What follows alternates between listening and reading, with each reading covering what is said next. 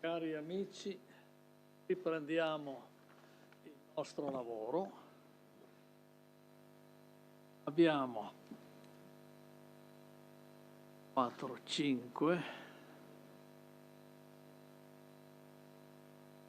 9 relazioni. Io penso di...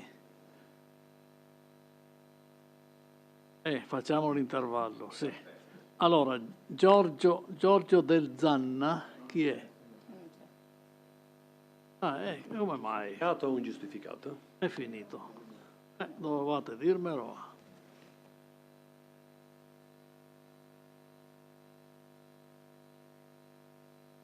Allora, il professor Italo Garzia. Sì. E lei, sì. Presente. Parla sulla Società delle Nazioni. Società delle Nazioni. Ha la parola e ha 25 minuti. 25. Mi avevano detto 20, la ringrazio per i 5 minuti in più.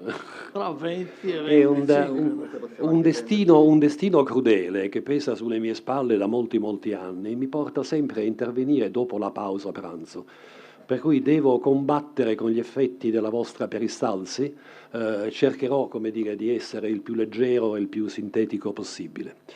Parlandovi di questo tema del quale mi sono occupato in varie occasioni, in anni lontani e anche abbastanza vicini. In società è un tema che mi ha sempre molto colpito e che è un tema centrale in occasione dei negoziati di pace che portano poi alla firma dei trattati che concludono il primo conflitto mondiale. Ha un ruolo centrale, ha un peso centrale perché la guerra è stata la guerra che tutti quanti noi conosciamo, è stata una guerra lunga, è stata una guerra dolorosa che è costata danni, lutti di ogni genere e che quindi ha creato un diffuso senso di voltare pagina. Cioè, si è percepito a livello generale che la politica di potenza, che gli equilibri che si erano costruiti prima dell'inizio del primo conflitto mondiale erano equilibri che andavano in un qualche modo modificati e che si dovesse creare un sistema internazionale profondamente rivisitato fin dalle sue fondamenta. L'idea di costruire un sistema internazionale nuovo si era affrontato a livello ideologico già nei secoli precedenti, già a partire dal XVII secolo. Vi erano stati dei pensatori quali avevano immaginato una realtà internazionale diversa da quella che era poi diventata nei decenni e nei secoli successivi. Ma si trattava di intellettuali, si trattava di filosofi, di pensatori. Il problema politico è un problema che si pone invece soprattutto nella seconda fase della guerra, direi soprattutto a partire dal 1917. Contrariamente a quanto comunemente si pensa, non sono tanto gli americani, come dire, no, a lanciare la prima pietra, ma le prime iniziative vengono prese dai francesi e dagli inglesi. Già nel 1917 in Francia viene nominata una commissione che è presieduta da quel signor Bourgeois del quale abbiamo già fatto la conoscenza durante la relazione del professor Sautou, una commissione che lavora appunto alla stesura di un progetto di un organismo internazionale che dovrebbe appunto essere in grado di garantire sicurezza, pace e varie altre cose. I francesi vengono seguiti dagli inglesi qualche tempo dopo, si nomina anche in Inghilterra una commissione che è presieduta dal Phillimore, la commissione Phillimore cosiddetta, e entrambi francesi e inglesi appunto hanno sulle loro scrivanie questi due progetti che sono stati elaborati. Ma, come dire, l'iniziativa fondamentale, il passo fondamentale viene compiuto ovviamente nel gennaio del 1918 dal presidente Wilson, dal presidente americano, da Woodrow Wilson, nel momento in cui enuncia i suoi 14 punti. Non li definirò famosi, perché ogni volta che si parla dei 14 punti di Wilson si dice inevitabilmente i famosi 14 punti di Wilson. Sono probabilmente noti agli addetti ai lavori, ma se andassi in mezzo alla strada a chiedere a qualcuno cosa sono i 14 punti di Wilson, probabilmente non avrei alcuna risposta. Wilson è nelle condizioni migliori, ovviamente, per poter lanciare un'iniziativa di questo genere, gode di una enorme popolarità. Gli Stati Uniti hanno fatto pendere, diciamo, le fortune della guerra a favore dell'intesa nel momento in cui sono intervenuti in guerra. In primo luogo sono intervenuti in guerra non sottoscrivendo degli accordi con le potenze dell'intesa, con la Francia, con la Gran Bretagna, con l'Italia, ma sono intervenuti in qualità di associati. Wilson è certamente a conoscenza degli accordi che sono stati sottoscritti prima della guerra nel caso dell'Italia o durante la guerra dagli associati, dalle potenze associate, ma, come dire, si ritiene libero quindi di agire liberamente perché non ha minimamente avallato questi accordi. Sotto questi accordi non c'è la sua firma. Quindi, dicevo, è colui che dà politicamente, sul piano politico, la spinta fondamentale affinché si incominci a parlare, affinché nel programma, diciamo, della pace si discuta in maniera, come dire, specifica di questo punto, di questa costituenta lega o società delle nazioni. È il 14° punto, quello appunto in cui Wilson enuncia questa necessità, appunto costruire un organismo che dovrebbe garantire integrità territoriale e indipendenza politica a tutti quanti quegli stati piccoli e grandi che entreranno a far parte di questo organismo. Finisce la guerra, si sottoscrivono gli armistizi, Wilson arriva in Europa accolto ovunque da un entusiasmo che è testimoniato anche da molte immagini che si vedono spesso, no, sui libri di storia, no?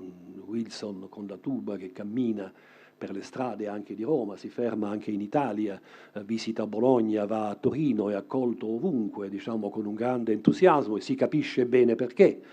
Cioè, indica una strada che vuole rompere con il passato, è l'uomo della speranza in un qualche modo, e Wilson è profondamente cosciente, ovviamente, ben compiaciuto, diciamo, di questo ruolo che gli viene attribuito dalle masse che volta a volta lui incontra. E nel momento quindi in cui si apre la conferenza della pace, nel gennaio del 1919, chiede e ottiene, non casualmente, che il primo punto nell'agenda dei lavori di questa conferenza debba proprio essere il punto relativo alla creazione della Società delle Nazioni. Lo fa, ritengo, per due motivi particolari. Da un lato perché è l'architrave sul quale si regge tutto quanto il sistema che lui ha immaginato. Cioè il punto finale, il 14° punto da lui enunciato, è la chiave di volta dell'intera costruzione. Ma secondo me lui lo fa anche per un'altra ragione, perché ritiene, essendo a conoscenza dei programmi, fra virgolette, imperialistici dei suoi associati, dell'Italia, della Francia, della Gran Bretagna, è convinto che una volta varata la Società delle Nazioni, che dovrà quindi essere in grado di garantire la sicurezza di tutti quanti gli Stati, che nel momento in cui questo piano dovesse essere accettato, automaticamente tutte quante le rivendicazioni, fra virgolette, imperialistiche delle potenze associate finiranno con il perdere una buona parte della loro enfasi.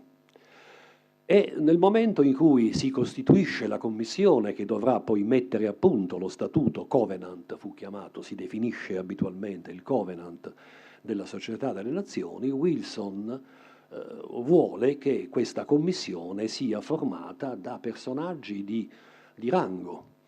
Innanzitutto chiede, e ovviamente ottiene, di presiedere personalmente questa commissione, ed è singolare quindi che il capo della delegazione americana, le commissioni in genere sono, i lavori delle commissioni in genere sono affidati a tecnici, e Wilson vuole invece personalmente presiedere questa commissione. E nel momento in cui l'Italia propone due nomi che non considera sufficientemente all'altezza, si tratta di Vittorio Scialoia e di Ricci Brusatti, chiede invece direttamente al presidente Orlando, che è il capo, Vittorio Emanuele Orlando, che è capo della delegazione italiana, di intervenire personalmente di rappresentare lui stesso all'interno di questa commissione la voce dell'Italia. Orlando ovviamente è molto compiaciuto di questa richiesta del presidente Wilson. Nella raccolta dei documenti diplomatici italiani c'è un brevissimo telegramma che Orlando invia al re, pieno di grande compiacimento per questo onore, diciamo, che gli è stato concesso direttamente dal presidente degli Stati Uniti. La commissione incomincia a lavorare il 4 febbraio del 1919, quindi la conferenza di Parigi si è aperta da poche settimane, da pochi giorni quasi, e come dire fa un lavoro intenso, nel senso che entro un paio di mesi è in grado già di elaborare un testo, la cui storia è ovviamente abbastanza complessa e abbastanza lunga anche, non particolarmente travagliata, ma anche abbastanza lunga. Si parte dal progetto di Fillmore, questo già prima che Wilson raggiungesse il continente europeo. Questo testo viene poi consegnato al colonnello House, che è certamente il collaboratore principale del presidente americano. Con questo progetto elaborato da House, Wilson arriva in Europa. Questo progetto viene ulteriormente modificato da esperto giuridico della delegazione americana. Si arriva, diciamo, alla fine alla stesura di un progetto che è noto come progetto Hurst-Miller. Il primo è americano, inglese, americano, non ricordo quest'ora del giorno. Un testo, diciamo, che racchiude tutto quanto il lavoro precedente. I modelli che questa commissione, diciamo, ha avuto davanti, cioè questo progetto Hurst-Miller, ha dovuto compiere una scelta perché i modelli, come dire, in campo erano poi sostanzialmente due, uno di matrice francese e l'altro invece di matrice anglosassone. Erano due modelli molto diversi fra di loro, soprattutto rispetto a due questioni particolari, ma nodali direi, centralissime. Innanzitutto, il problema delle sanzioni. Questo organismo internazionale, come dire, per imporre le proprie decisioni, premetto, l'architettura immaginata sia dai francesi che dagli inglesi era un'architettura simile, cioè una assemblea, un consiglio e un segretariato. Da questo punto di vista i due modelli erano assolutamente identici. Differivano profondamente rispetto innanzitutto al tema delle sanzioni. I francesi dicevano sanzioni politiche, ma anche sanzioni di carattere militare. Questo organismo internazionale deve avere la possibilità di imporre eventualmente anche con la forza le proprie decisioni. Cosa che invece dicevano anche, deve esistere addirittura uno Stato maggiore della società delle nazioni, quindi non solo un proprio esercito, ma anche una, diciamo, libertà di decisione, un organismo, una struttura quindi che faccia capo esclusivamente alla società delle nazioni. Americani ed inglesi, no. Sanzioni di carattere politico, sanzioni di carattere soprattutto morale. E qui, come dire, il wilsonismo riesce a prevalere anche, diciamo, sulle opinioni inglesi. Wilson credeva profondamente, anche per la sua, diciamo, religiosità, un elemento sul quale la storiografia ha anche parecchio insistito, diciamo, questa idea, no, della forza della morale, l'idea che un paese condannato dalla società delle nazioni perché ha commesso un illecito, perché ha commesso qualcosa in contrasto con quanto previsto dal Covenant della società delle nazioni, che già il semplice fatto di salire sul banco degli imputati potesse rappresentare una sanzione sufficientemente forte, no, da riportare l'ordine a livello internazionale. E quindi una prima divergenza. Una seconda divergenza sulla maniera in cui le decisioni dovevano essere prese dal Consiglio della Lega, che era certamente l'organismo politicamente più rilevante all'interno di questo organismo che era stato immaginato. Inglesi e americani dicevano che queste decisioni tendenzialmente vanno prese all'unanimità francesi dicevano non se ne parla proprio, le decisioni vanno prese a maggioranza. Il problema non è ovviamente puramente tecnico. Abbiamo sentito questa mattina dal professor Sautou, diciamo, no, quale fosse il programma di rivendicazioni che la Francia portava avanti. Cioè, non dimentichiamoci che la guerra era stata combattuta sul territorio francese, che i francesi la guerra l'avevano avuta in casa. E allora, Alsazia-Lorena non si discute, Wilson ne aveva parlato, lo aveva riconosciuto in uno dei suoi punti, ma quando si incominciava a parlare del confine sul Reno, cioè la questione diventava abbastanza differente. E il ragionamento che il governo francese faceva, quindi aveva una sua coerenza. Se noi dobbiamo barattare in un qualche modo questa sicurezza territoriale, una sicurezza che ci deve essere garantita, da dove noi possiamo mettere le nostre forze armate, da dove noi possiamo mettere i nostri soldati, se dobbiamo rinunciare a questo per avere qualcosa d'altro, la società delle nazioni, questo altro deve essere qualche cosa in grado davvero di garantire la nostra sicurezza. Per gli americani ovviamente e per gli inglesi il problema si poneva in termini assolutamente differenti, cioè quale pericolo potevano avvertire gli americani sulla loro pelle rispetto al tema della sicurezza. Un'invasione da parte dei messicani, dei canadesi, un'ipotesi abbastanza improbabile, cioè non percepivano sulla loro pelle, no, la possibilità di avere un nemico in casa. E anche gli inglesi, devo dire, c'era il canale, no?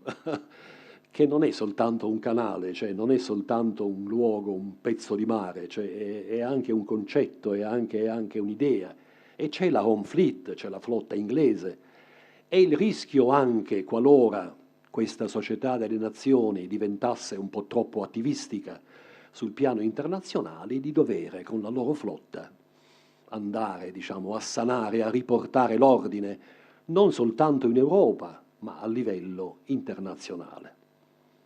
È quello che poi si verificherà in occasione della crisi manciuriana del 1931-32, quando gli inglesi faranno di tutto, poi voglio dire, per lavarsi le mani da una possibilità di un intervento armato in quell'area. Rispetto a questi due modelli, la scelta che la Commissione fa, la Commissione per la Società delle Nazioni, è una scelta che sposa radicalmente l'opzione anglo-americana, cioè il modello che si afferma è il modello che di fatto era stato portato avanti da Fillmore prima in Inghilterra e poi sposato dopo vari passaggi dal presidente Wilson. Questo signor Bourgeois, al quale va tutta la mia simpatia, devo dire, anche perché era anche lui professore universitario, battaglia, diciamo, fino alla fine all'interno della Commissione. Lui rappresenta la Francia all'interno della Commissione per la Società delle Nazioni, combatte una battaglia disperata, diciamo, per fare passare anche il suo punto di vista, per affermare il suo punto di vista, ma è sistematicamente messo in minoranza, non soltanto a causa del voto degli americani e degli inglesi, ma anche a causa del voto degli italiani, i quali io ritengo non hanno capito assolutamente nulla, cioè Orlando non capì assolutamente nulla di quale era la reale entità della partita che si stava giocando.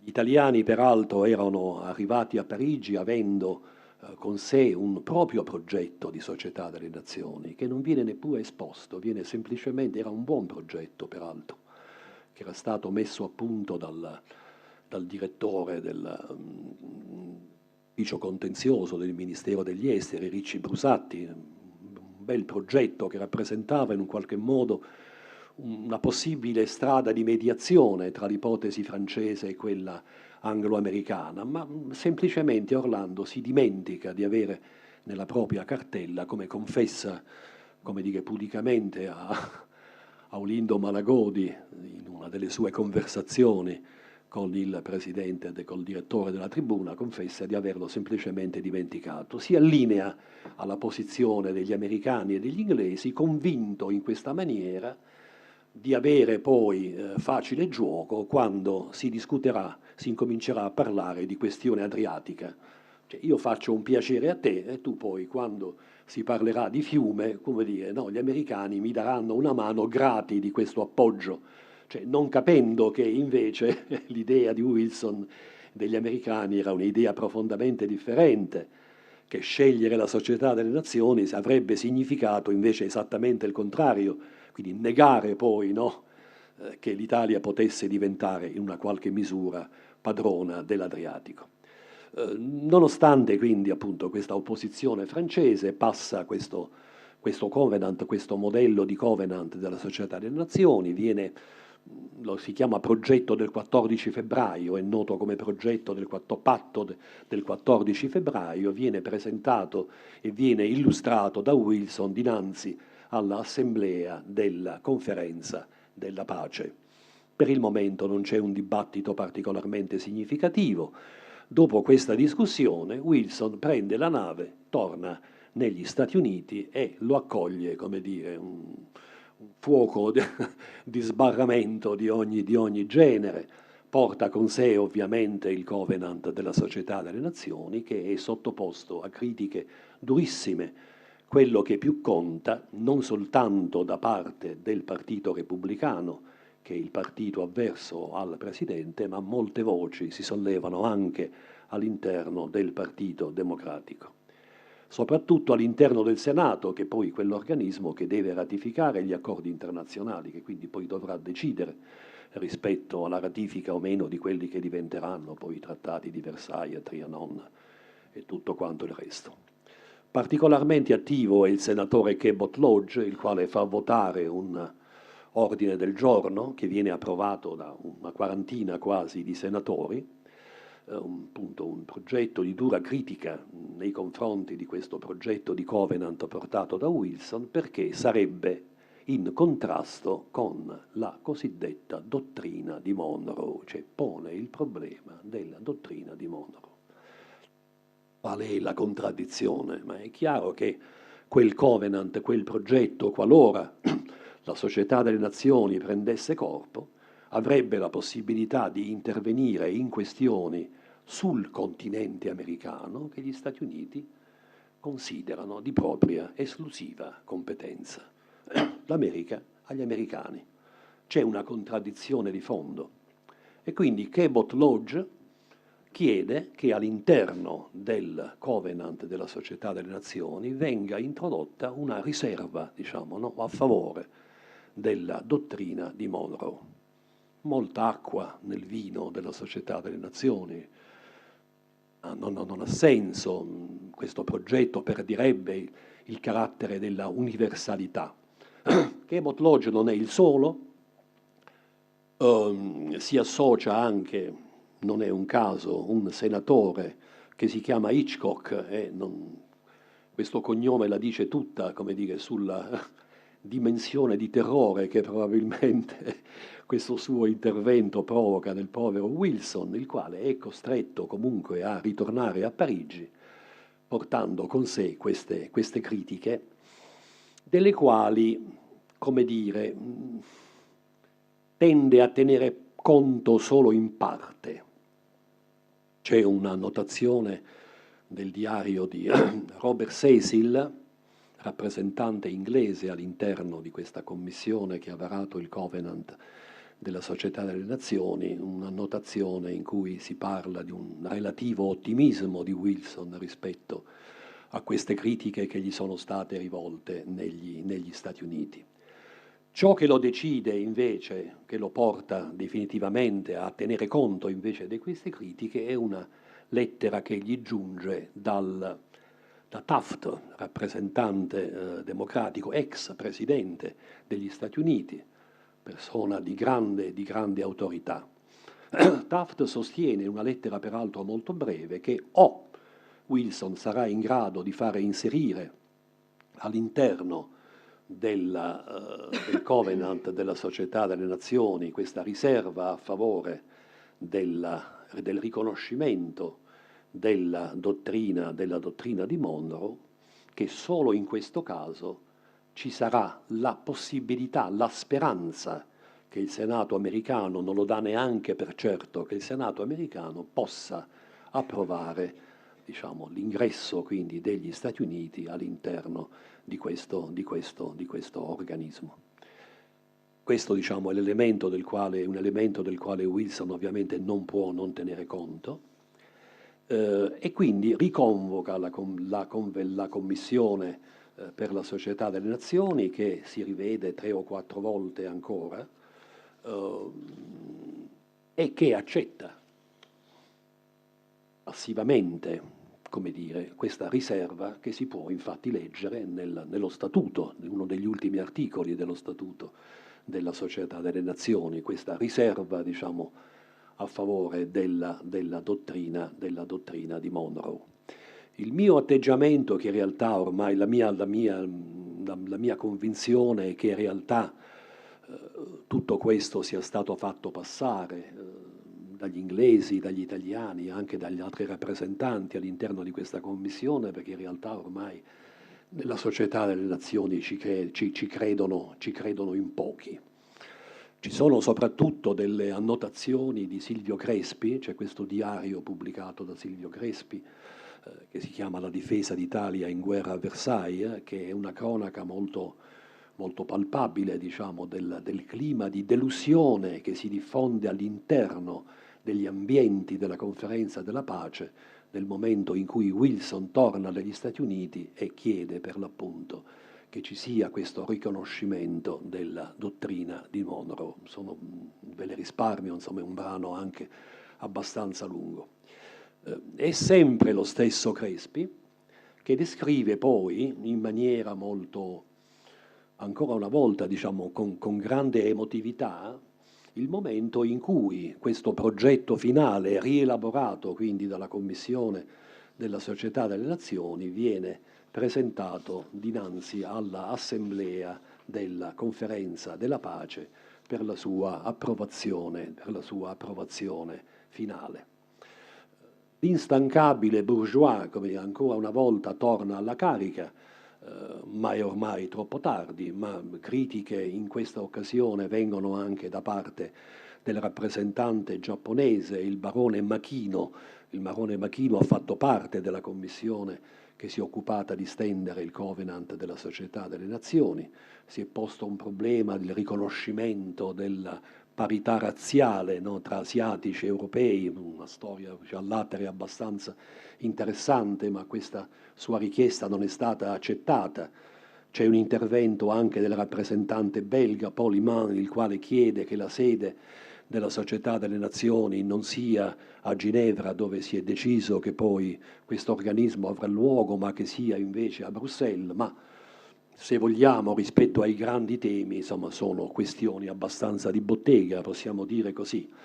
Come dire, la parte, appunto, il risultato di tutto questo è che Clemenceau, come dire, di fatto va veloce, cioè convinto anche lui, smentisce persino Bourgeois, non lo lascia quasi parlare, passa, diciamo, un testo di Covenant che è esattamente il testo, cioè il modello che passa, è il modello che era stato immaginato fin dall'inizio da parte degli americani degli americani e degli inglesi. Non so se faccio in tempo forse a leggere quest'ultimissimo passo. Quanto ho 5 minuti ancora, allora posso non solo leggerlo, ma anche salmodiarlo addirittura. Allora, vediamo un po' se riesco a individuarlo. Allora dice Silvio Crespi, scrive appunto in questo suo diario: a questo punto Clemenceau, dopo questa discussione, questi interventi che ci sono stati, dice: a questo punto Clemenceau, seccato, si è alzato e ha detto: propongo l'approvazione del rapporto del presidente Wilson. Nessuno domanda la parola? È approvato all'unanimità. Come dire, non c'è da rimanere abbastanza sconvolti rispetto alle premesse, no, di questa discussione che c'era stata. Scrive ancora Crespi: vi è stato un movimento di rivolta, questa approvazione di sorpresa, imposta malgrado le numerose critiche ma è stato tosto sedato e così tutte le questioni sollevate sono state tutte risolte da autorità. Come dire, un consiglio d'amministrazione, cioè non, ecco, se noi pensiamo e riflettiamo anche velocemente sull'entusiasmo, no? Sulla spinta morale, politica che aveva accompagnato il formarsi di questa idea di costruire finalmente un sistema internazionale più giusto e come mano a mano questo progetto avesse perso poi la sua pregnanza e questa maniera, diciamo, molto burocratica in cui la discussione si era conclusa, ecco, non c'è da stupirsi poi se gli americani per primi, che pure avevano proposto questa idea, finiranno con il fare più parte della società delle nazioni, che invece appunto finirà quindi con lo svolgere un ruolo abbastanza marginale dinanzi a tutte quante le questioni che dovrà affrontare nel corso della sua travagliata storia. Singolare è il fatto, e con questo concludo, che questo edificio che avrebbe dovuto ospitare poi la Società delle Nazioni a Ginevra, questo edificio viene ultimato soltanto nel 1939, cioè nel momento stesso, nell'anno stesso in cui scoppia il secondo conflitto mondiale. Ecco, mi sembra che questa coincidenza di date, come dire, sia abbastanza significativa. Diverso ovviamente è il, ho detto prima concludo, no, non concludo, cioè concludo, manca ancora tre cose per non come dire, apparire troppo critico nei confronti di questa esperienza. C'è da dire piuttosto che invece intorno a questo progetto di Società delle Nazioni nascono anche altri organismi, Organizzazione Internazionale del Lavoro, insomma, ecco, che ciò che la Società delle Nazioni non riesce a fare sul piano strettamente politico internazionale, riesce invece a farlo su un piano differente che è il piano appunto della legislazione del lavoro o altre iniziative di questo genere. Vi ringrazio.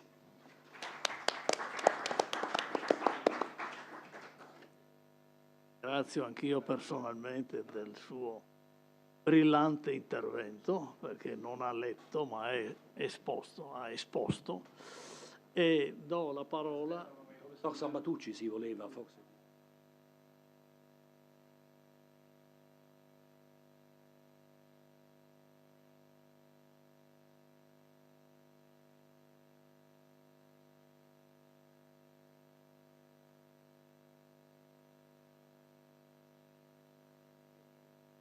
A me non me l'hanno dato. Può essere, sì. Può essere, è scritto da lì. E do tutto. Se me l'ha dato di ritorno probabilmente ho cambiato anche posto. Ma poi hanno dato del denaro contante.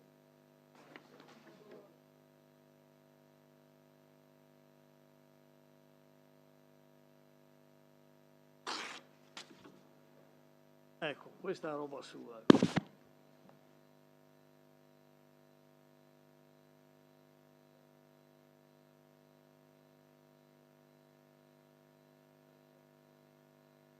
Male che ho messo.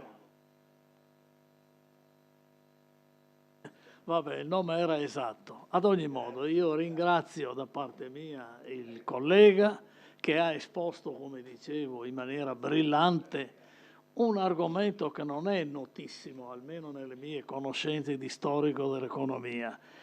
E quindi do la parola a Francesco Caccamo dell'Università di Chieti, l'università intitolata a Gabriele D'Annunzio, che parlerà sul tema il nuovo assetto dell'Europa centro-orientale. Sì, confermo. Ah, ecco, è acceso. A lei la parola. Confermo. Allora, la fine della Prima Guerra Mondiale è segnata da un cambiamento epocale per quanto riguarda l'Europa centro-orientale. Prima nell'introduzione si è anche avuto modo di accennare come effettivamente in questo periodo emergono dei problemi che poi caratterizzeranno tutto il secolo breve, ecco, fino alla fine del Novecento, e che ancora dopo il 1989, dopo il passaggio cruciale dell'89-91, riemergeranno in certo modo. Che cosa succede? Succede che crollano i grandi imperi multinazionali e dinastici che per secoli avevano dominato la regione, e quindi mi riferisco all'impero russo, all'impero germanico, l'impero degli Hohenzollern, all'impero degli Asburgo e anche all'impero ottomano, che rimane formalmente in vita ancora per qualche anno, ma di fatto ormai non ha nessuna autonomia e il sultano è semplicemente un sequestrato dalle grandi potenze vincitrici. E al loro posto, al posto di questi imperi multinazionali e dinastici, si affermano una serie di stati, in alcuni casi del tutto nuovi, che non esistevano fino a quel momento, oppure stati che comunque sono radicalmente rinnovati, trasformati, tanto che è difficile effettivamente quasi individuare il loro predecessore.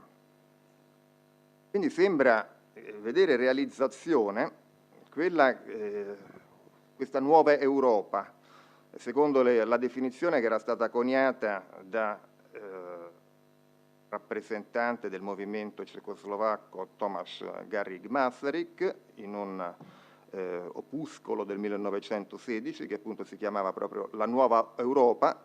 Quello che ci scordiamo certe volte è che c'aveva anche un sottotitolo, questa Nuova Europa, che era Il punto di vista slavo. E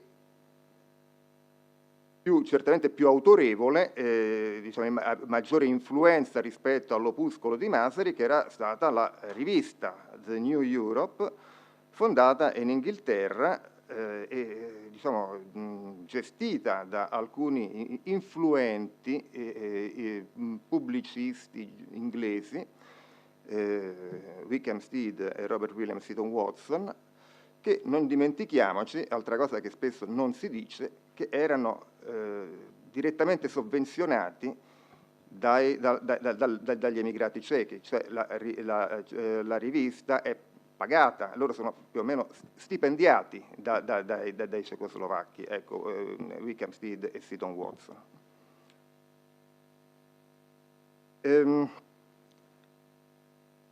Il vecchio ordine crolla già alla fine della Prima Guerra Mondiale, possiamo dire già crollato, però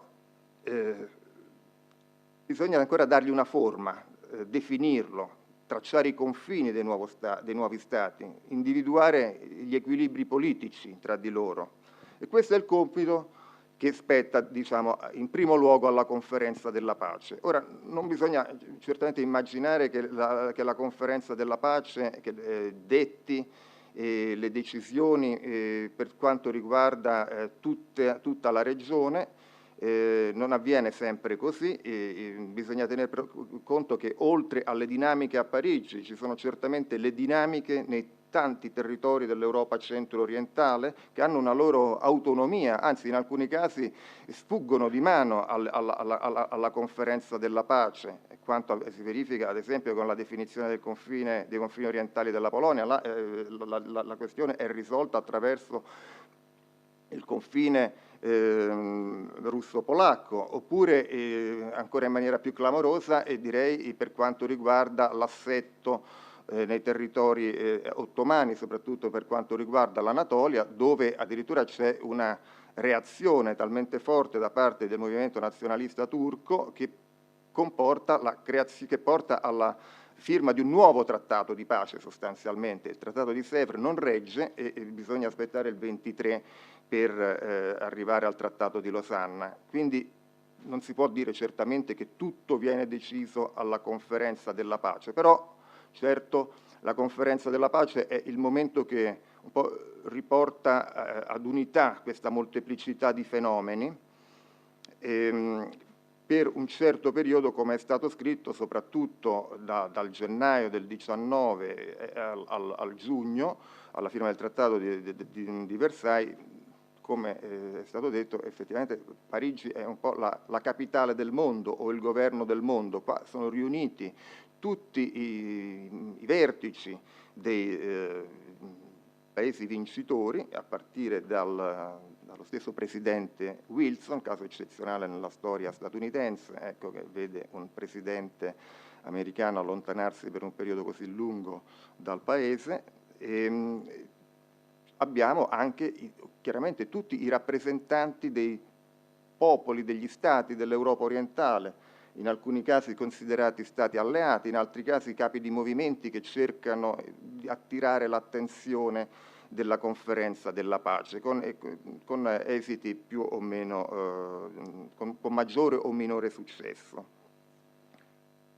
E la formula che, diciamo, come questi nuovi stati, che alla fine sorgono, diciamo, vengono definiti alla conferenza della pace, possiamo dire, reclamano una legittimità sulla base del principio di nazionalità e del diritto all'autodeterminazione dei popoli. Io dico reclamano perché questa è la formula che viene offerta. Poi in realtà loro stessi agitano tanti altri criteri sulla cui base affermarsi, cioè criteri storici, geografici, economici. Possiamo dire che da questa miscela l'elemento coagulante è in realtà rappresentato da un criterio squisitamente politico, e da criteri squisitamente politici. Vedremo poi tra un attimo qual è il criterio politico che finisce per emergere, a mio giudizio. Nell'accingersi a questa opera di definizione degli equilibri europei, che vorrei sottolineare assorbe moltissimo le grandi potenze alla conferenza della pace, è veramente uno dei compiti più impegnativi con i quali si devono confrontare i vincitori.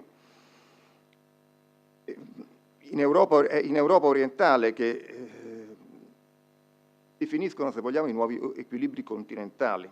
In Europa occidentale i cambiamenti non sono, se guardiamo semplicemente una cartina geografica dopo la prima e dopo la guerra mondiale, in Europa occidentale non vediamo modifiche clamorose. È in Europa orientale che c'è questa eccezionale ridefinizione della mappa europea, ed è qui che si definiscono anche i nuovi equilibri politici dell'Europa, cioè è in Europa orientale che le potenze vincitrici individuano chi avrà una influenza maggiore e chi avrà un'influenza minore. Questo è fondamentale poi per le vicende dell'intero periodo tra le due guerre mondiali.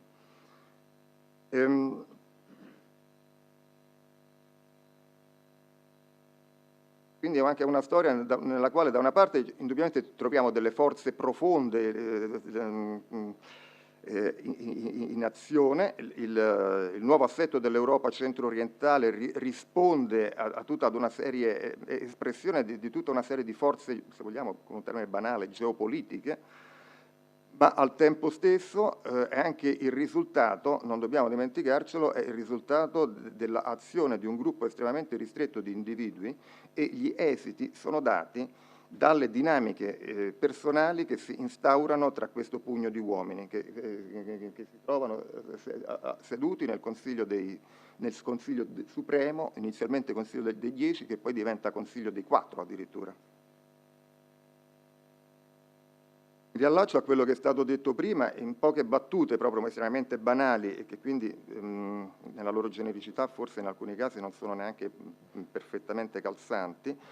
Ma quali sono i criteri che le grandi potenze, sulla cui base le grandi potenze vincitrici intendono risistemare, ridefinire questa Europa centrale o orientale?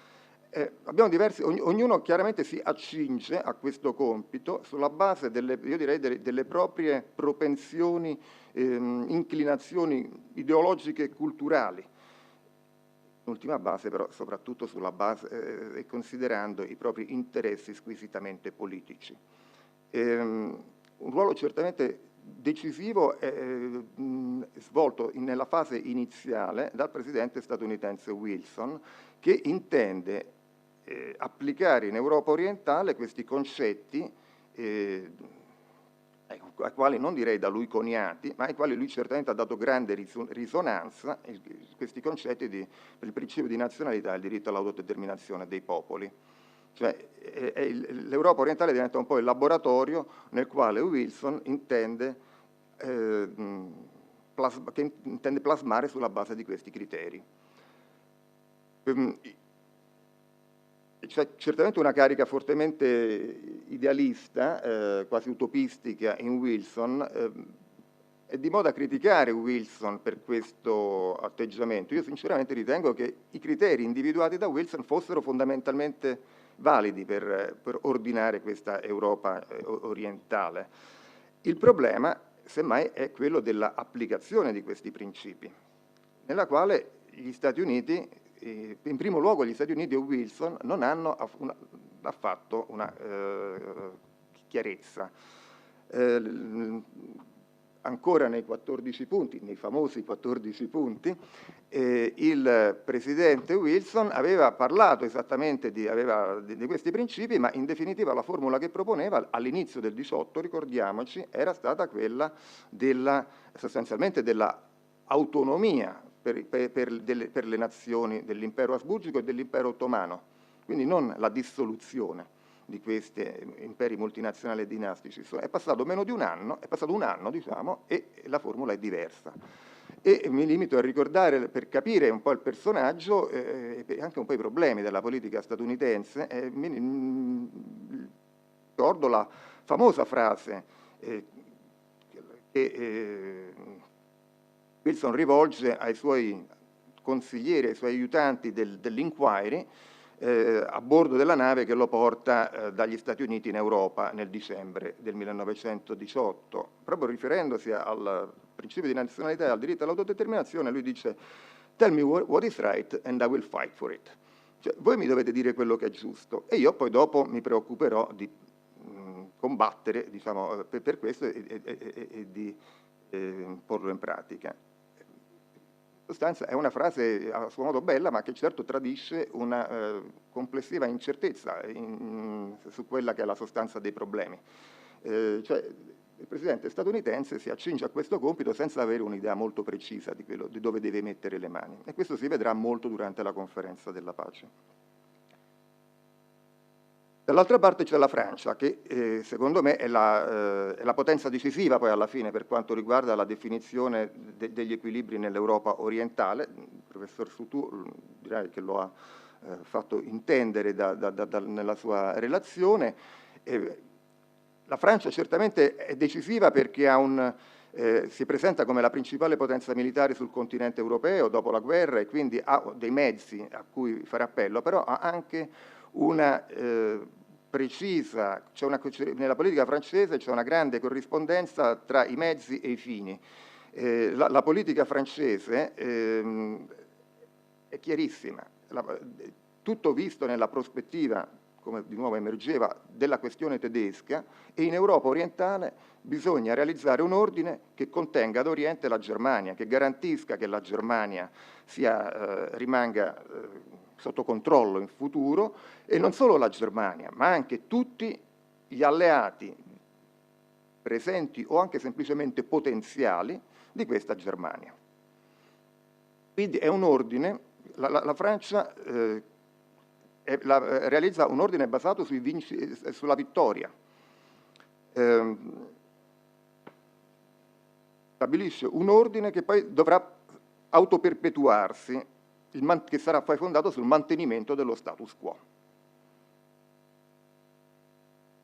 Quindi la Francia vince non soltanto, ripeto, perché è il principale potenza militare sul continente, ma perché le sue proposte soddisfano una serie di interessi, sono recepite con singolare interesse e rapidità da parte dei nuovi stati dell'Europa centro-orientale che si identificano con lo schieramento dei vincitori. L'Inghilterra, ecco, sono assolutamente d'accordo con quanto diceva prima William Mulligan. L'Inghilterra in Europa orientale un po' ondeggia, per quanto riguarda le decisioni relative all'Europa orientale, non ha interessi proprio vitali in questa regione, e si può permettere di ondeggiare a seconda delle circostanze tra le tesi più idealistiche statunitensi e le tesi molto basate sull'equilibrio di potenza proposte dai francesi. Poi si può pure permettere in una seconda fase, dopo verso la primavera, nella tarda primavera del 19, di essere magnanima e di proporre una attenuazione dell'ordine che si stava delineando alla conferenza della pace. Quindi in sostanza l'Inghilterra si può permettere di fare bella figura nella maggior parte delle trattazioni che riguardano l'Europa orientale. Il dramma è che questo è valido soltanto se ci atteniamo a questo quadro. Come usciamo minimamente, anzi già negli estremi dell'Europa orientale, ci accorgiamo che la politica britannica è freddamente determinata verso soluzioni che sono, direi, proprio al limite della razionalità, e quanto si verifica con l'appoggio assolutamente sconsiderato da parte di Lloyd George del suo pupillo Venizelos.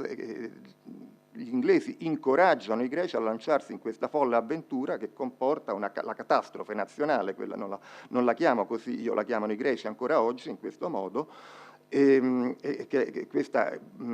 colpo durissimo per gli inglesi, ma per la stessa conferenza della pace. Il trattato di Sèvres, quello con l'impero ottomano, è l'unico che dovrà essere completamente rielaborato tramite il trattato di Losanna.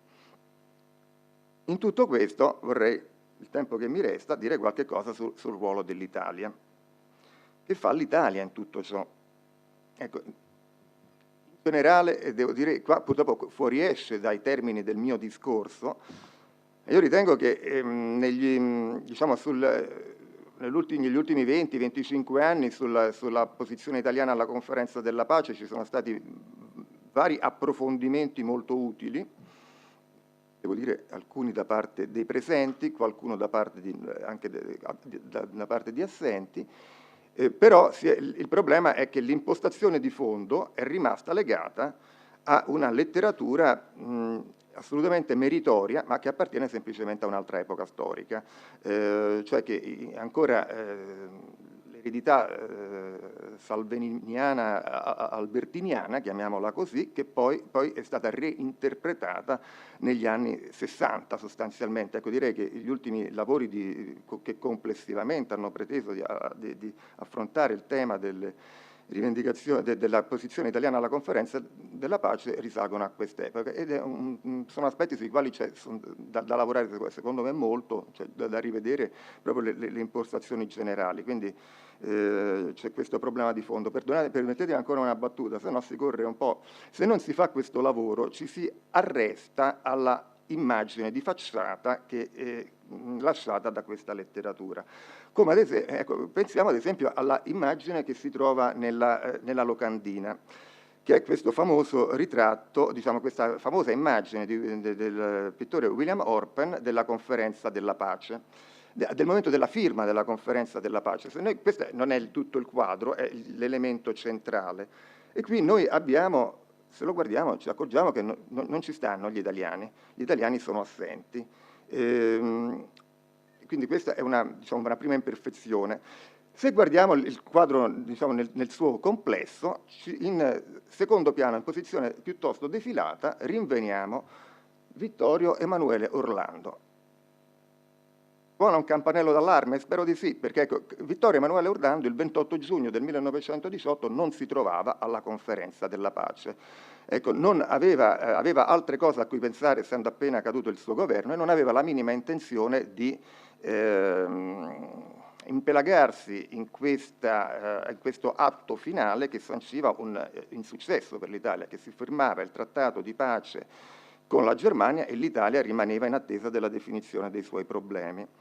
Quindi il compito viene affidato, se lo assume, come per tante altre cose relative alla conferenza della pace, se lo assume il povero Sidney Sonnino, che non pretende più ormai di avere un ruolo nella vita politica italiana da questo momento, e fa l'ultimo atto di dedizione andando a firmare il trattato di pace di Versailles.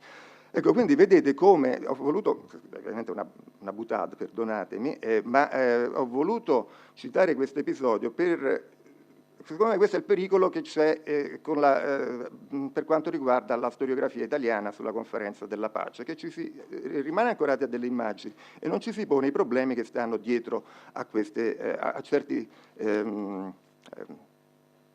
stereotipi, direi io. Sarebbe un po' il caso di interrogarsi su queste questioni. Allora, che posso dire io per quanto riguarda semplicemente il problema, la partecipazione italiana alla conferenza della pace? Ecco, intanto teniamo presente che chiaramente la conferenza della pace dura un periodo lungo, la definizione delle questioni italiane di interesse dell'Italia richiede un periodo, se vogliamo, ancora più lungo. Bisogna aspettare un po' il Trattato di Rapallo, che è il termine finale dunque della riflessione sull'Italia in questa fase. Però non c'è equilibrio tra i singoli periodi. Il periodo fondamentale sono i primi 6 mesi, è un periodo molto più denso degli altri, anche per quanto riguarda le decisioni riguardo all'Europa orientale.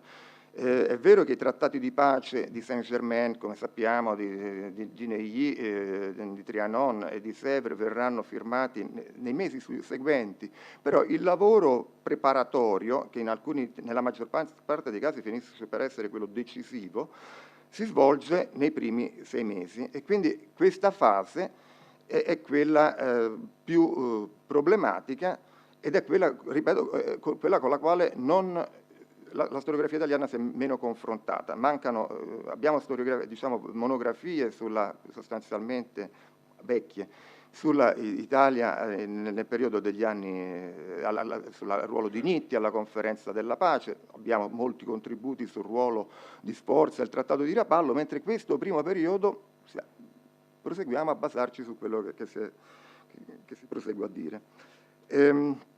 Dunque, l'Italia effettivamente è assente per alcune questioni e diciamo che sostanzialmente allora è chiaro che l'Italia vede i problemi alla conferenza della pace nel prisma dei suoi interessi, che saranno limitati e sono necessariamente quelli legati alla definizione delle sue rivendicazioni territoriali, in primo luogo perlomeno, nel settore adriatico.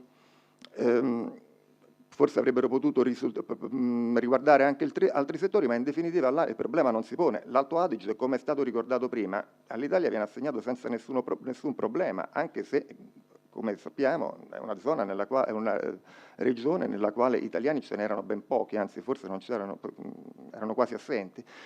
Ma da questo punto di vista non ci sono problemi per l'Italia, quindi il problema diventa inevitabilmente il confine orientale, la questione adriatica. E quindi noi possiamo, certamente se ci poniamo in una prospettiva odierna, questo ci può sembrare estremamente anacronistico, ma è il modo in cui l'Italia affronta la conferenza della pace. Questo è il primo aspetto che si intende risolvere.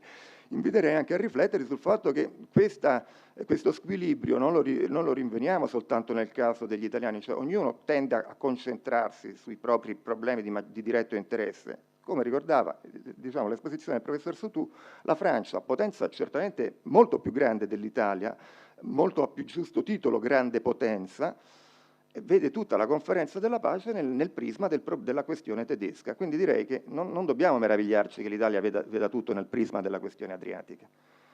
Il problema, semmai, è che l'Italia si trova in una posizione eccentrica alla conferenza della pace. Si trova in una posizione eccentrica perché durante la guerra ha combattuto contro l'impero asburgico, mentre le altre potenze hanno combattuto contro la Germania. Sulla Germania c'è una fondamentale comunanza di intenti, almeno su alcuni elementi, mentre per quanto riguarda il modo in cui riassettare l'impero asburgico non c'è questa comunanza di intenti. Non solo, l'impero asburgico ha il problema di non poco conto, l'impero asburgico è scomparso nel frattempo, quindi mentre la Francia è giustificata a fare tutte le prepotenze che vuole alla Germania, perché la Germania è un nemico ed è ben presente, si può invocare il pericolo della rinascita della potenza tedesca, l'Italia non ha la stessa possibilità, non le è dato questo, perché nel frattempo l'impero asburgico è venuto meno e al suo posto sono sorti questi stati, tra l'altro quello col quale l'Italia ha seri problemi è uno degli stati che gli altri vincitori individuano come uno dei pilastri, se vogliamo, del nuovo assetto dell'Europa orientale, la Jugoslavia, il regno dei serbi, croati, sloveni. E non ultimo, ricordiamoci, di nuovo, non è una questione di capacità o incapacità dei rappresentanti italiani, ma per la sua posizione geografica l'Italia è l'unica delle grandi potenze che confina con questa parte d'Europa e quindi è l'unica che avanza rivendicazioni territoriali in questa parte d'Europa. Questo automaticamente la porta ad avere degli elementi di dissidio nei confronti degli stati della regione. Tra l'altro non soltanto i greci, ma anche un po' con i greci o anche ad esempio con i cecoslovacchi, che tendono un po' troppo a espandersi, a fare un gioco che va contro quello degli interessi italiani.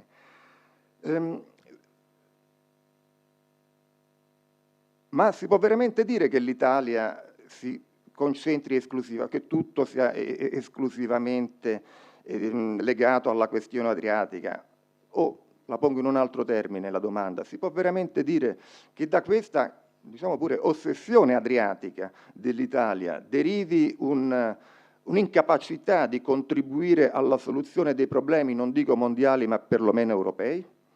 Forse questa è la domanda che ci dovremmo porre. Ora è vero che l'Italia è singolarmente assente per quanto riguarda la delimitazione effettivamente di un problema centrale, quello dei confini della Germania, compresi i confini orientali della Germania. Qua l'Italia si astiene dall'intervenire. Sì, certo è una politica un po' miope, ma c'erano alternative. Diciamo, l'Italia che fa? L'Italia si dispone, evita di entrare in contrasto con i paesi antitedeschi, diciamo in primo luogo con la Francia, e rimane in attesa nella speranza che qualcuno le chieda un aiuto. Questo aiuto la richiesta di un aiuto all'Italia non avverrà nei primi 6 mesi della conferenza della pace e non avverrà perché, la spiegazione ce l'ha data il professor Sutù, perché l'Italia in questi primi 6 mesi è un partner assolutamente superfluo per le altre potenze, che addirittura pensano a un'alleanza atlantica, dalla quale l'Italia non è richiesta, non la si vuole. Anzi, è un elemento di disturbo. Citerei... Sì.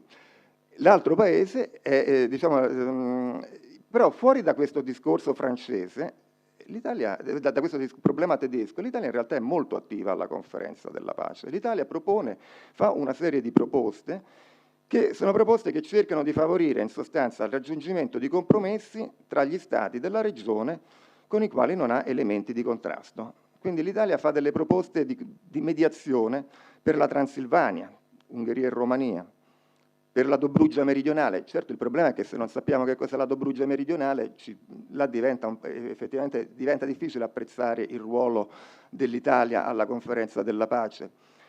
E viene regolarmente ignorata. Ecco, per curiosità, la proposta di mediazione che l'Italia fa per la Dobrugia meridionale non avrà successo dopo la Prima Guerra Mondiale, ma ce l'avrà dopo la Seconda Guerra Mondiale. Chiaramente il mediatore era un po' più autorevole dell'Italia, si chiamava Giuseppe Stalin, che impone la retrocessione della Dobrugia meridionale alla Bulgaria, e da allora i romeni e i bulgari in definitiva non hanno più avuto grandi motivi di contrasto. Una piccola questione sulla quale l'Italia si deve impegnare molto, la cosa è completamente non registrata, direi, da parte della storiografia, è la questione del Burgenland o dell'Ungheria occidentale, dove c'era l'idea di realizzare un corridoio cecoslovacco-jugoslavo. E anche dopo che questa idea effettivamente balzana viene respinta alla conferenza della pace, però per alcuni anni rimane in circolazione l'idea che questo territorio possa essere internazionalizzato, sottoposto al controllo della Società delle Nazioni. Bisogna aspettare il dicembre del 21 perché l'Italia, impegnandosi in maniera sovraesponendosi su questa questione, riesca a promuovere un plebiscito nella regione che permetta all'Ungheria di mantenere almeno una parte della zona, la zona di Sopron. Anche qui, da allora, austriaci e ungheresi non hanno avuto particolari ragioni di contrasto. Adesso, scusate, devo concludere, come giustamente mi viene ricordato, e queste erano un po' delle battute, però volevo far capire come questo ruolo dell'Italia, che spesso... È chiaro che l'Italia non può presentarsi sulla stessa posizione di altre delle vere forse grandi potenze, ma non si può neanche fare della ironia troppo facile sul ruolo che l'Italia svolge alla conferenza della pace. Cioè, l'Italia alla conferenza della pace, e adesso mi limito alle questioni mie, dell'Europa orientale, cerca di svolgere un ruolo, in alcuni casi lo riesce perfino a svolgere, ed è un ruolo,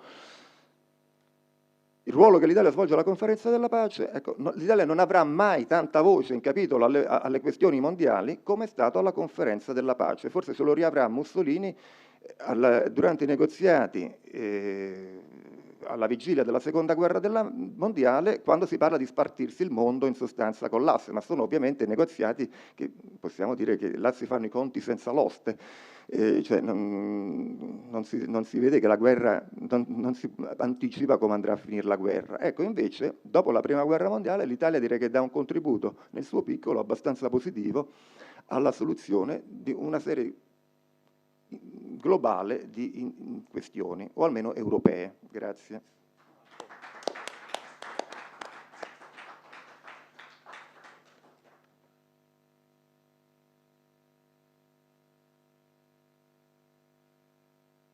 Guardavo. No, perché o spostavo il computer o mi spostavo. Sì, d'accordo. Sì. Allora abbiamo sentito in definitiva dalla relazione del collega Caccamo quanto complessa sia in realtà questa potrebbe arrivare alla pace, che in realtà arriva del tutto. Ci sono vari aspetti nuovi, però vorrei cogliere questo isolamento dell'Italia. In definitiva è anche dettato da una posizione obiettiva, come lei ha posto in evidenza, cioè il fatto che le due potenze che hanno combattuto più a lungo e che hanno avuto anche più morti, a parte la Germania, si concentrano sul problema tedesco. L'Italia è al margine, viceversa, insomma. Poi, non solo, l'Italia ha un problema che è D'Annunzio. Insomma, questo complica sempre a Parigi. D'Annunzio arriva nel Un settembre, po' più avanti, 19, però ecco. ce l'ha. È lì. Beh, comunque è stata molto interessante la sua relazione. E adesso do la parola alla collega Monica Fioravanzo dell'Università di Padova, che tratta il tema l'opinione pubblica austriaca davanti a Versailles. Grazie. Allora, la riflessione sì, è di fronte a Versailles. In realtà Versailles l'ho inteso in senso lato e quindi mi soffermerò come simbolo della pace, ma essenzialmente mi soffermerò su quella che è stata la reazione di fronte al Trattato di Saint-Germain che direttamente ha riguardato l'Austria. La Repubblica Austriaca o Deutsch Österreich, secondo il nome che gli austriaci avrebbero voluto attribuirle, almeno appunto fino alla firma del trattato, nacque strutturalmente fragile, perché come sappiamo appunto sorse dal crollo dell'impero austro-ungarico, dagli ammutinamenti militari, dalla secessione delle componenti slave, ceche e polacche, in definitiva dalla sconfitta della Prima Guerra Mondiale, e come tale fu segnata ab inizio da profonde lacerazioni interne, travagliata da difficoltà economiche, di approvvigionamento, da tensioni sociali. Dopo un periodo successivo all'abdicazione dell'imperatore, appunto nel novembre del 1918, quando erano coesistite le istituzioni imperiali e la neonata forma repubblicana, la Repubblica poi si era affermata nel marzo del 19 in seguito alla fuga dell'imperatore in Svizzera, ed quando appunto era stata affermata appunto la decadenza degli Asburgo e la requisizione dei loro beni. Non di meno, con una superficie di 80.000 metri quadri, che era all'incirca un quarto del precedente territorio occupato dalla monarchia austro-ungarica, con circa 6 milioni e mezzo di abitanti, la Repubblica austriaca, nell'inizio di molti degli osservatori, anche stranieri, sembrava avere poche possibilità di sopravvivenza. La questione, naturalmente, il problema era più ampio e in qualche modo mi allaccio anche alle osservazioni del relatore che mi ha preceduto. Come peraltro aveva già sottolineato, aveva osservato prima della fine del conflitto Leo Emery, che era, come noto, un membro autorevole del gabinetto di guerra britannico, esperto della questione balcanica, il quale in un memorandum riservato a Balfour aveva posto l'accento sui pericoli che lo smembramento, allora soltanto in atto, diciamo in fiera, dell'impero in stati nazionali avrebbe potuto causare, creando nella Mitteleuropa una sorta di nuova area balcanica. E peraltro gli stati nazionali che erano usciti dallo disfacimento, dallo sfaldamento dell'impero della duplice monarchia, erano non soltanto, diciamo, strutturalmente deboli, ma anche di fatto divisi e contrapposti tra vincitori e vinti. Quindi vincitori essenzialmente gli slavi del sud e del nord, sebbene, per esempio, come sottolinea Raukenstein, avessero comunque partecipato, insomma, alla guerra come parti della monarchia, e vinti invece l'Ungheria e la neonata Repubblica Austriaca. Come stati vinti, su questi gravava, diciamo, l'eredità della duplice monarchia e quindi anche la responsabilità del conflitto. Pertanto, alle difficoltà appunto morali e materiali che contrassegnarono la nascita e la prima fase di esistenza della Repubblica Austriaca, e diciamo analogamente anche agli altri stati usciti dal conflitto, sulla Repubblica Austriaca si aggiunsero anche le disposizioni del Trattato di Saint-Germain, che furono di natura appunto economica, militare e politica. Il trattato, appunto, consegnato in una forma provvisoria il 2 giugno del 19 al cancelliere Karl Renner, che era il primo cancelliere socialdemocratico, venne reso pubblico nel suo testo definitivo a luglio, fu firmato nel settembre del 1919 per entrare in vigore l'anno successivo, luglio del 1900. Ora, cosa comportava? Ecco, il trattato introduceva, in parte consolidava e in parte appunto anche introduceva una serie di amputazioni territoriali. Comportava la perdita del Sud Tirolo, una serie di riparazioni di guerra, misure di disarmo, limitazioni nell'ambito militare, oltre alla proibizione per l'Austria di unirsi alla Germania. Come tale, la transizione, diciamo, dall'impero alla Repubblica non fu affatto indolore, fu un passaggio complesso per l'Austria, per la nazionalità austriaca, sul piano politico interno, come abbiamo visto, sul piano politico internazionale. sul versante economico-sociale, però anche sul piano dell'orgoglio nazionale e dell'identità nazionale. Quindi per certi versi chiedere, come diciamo sembra fare io, quale fu l'opinione pubblica austriaca di fronte al trattato, insomma in qualche modo sembra una domanda malposta, insomma una domanda superflua. La reazione fu e diciamo non poteva che essere negativa. E tuttavia l'analisi e la lettura, il confronto tra testate di orientamento diverso, di orientamento politico diverso, di tiratura nazionale e di ambito invece regionale, consente di individuare alcuni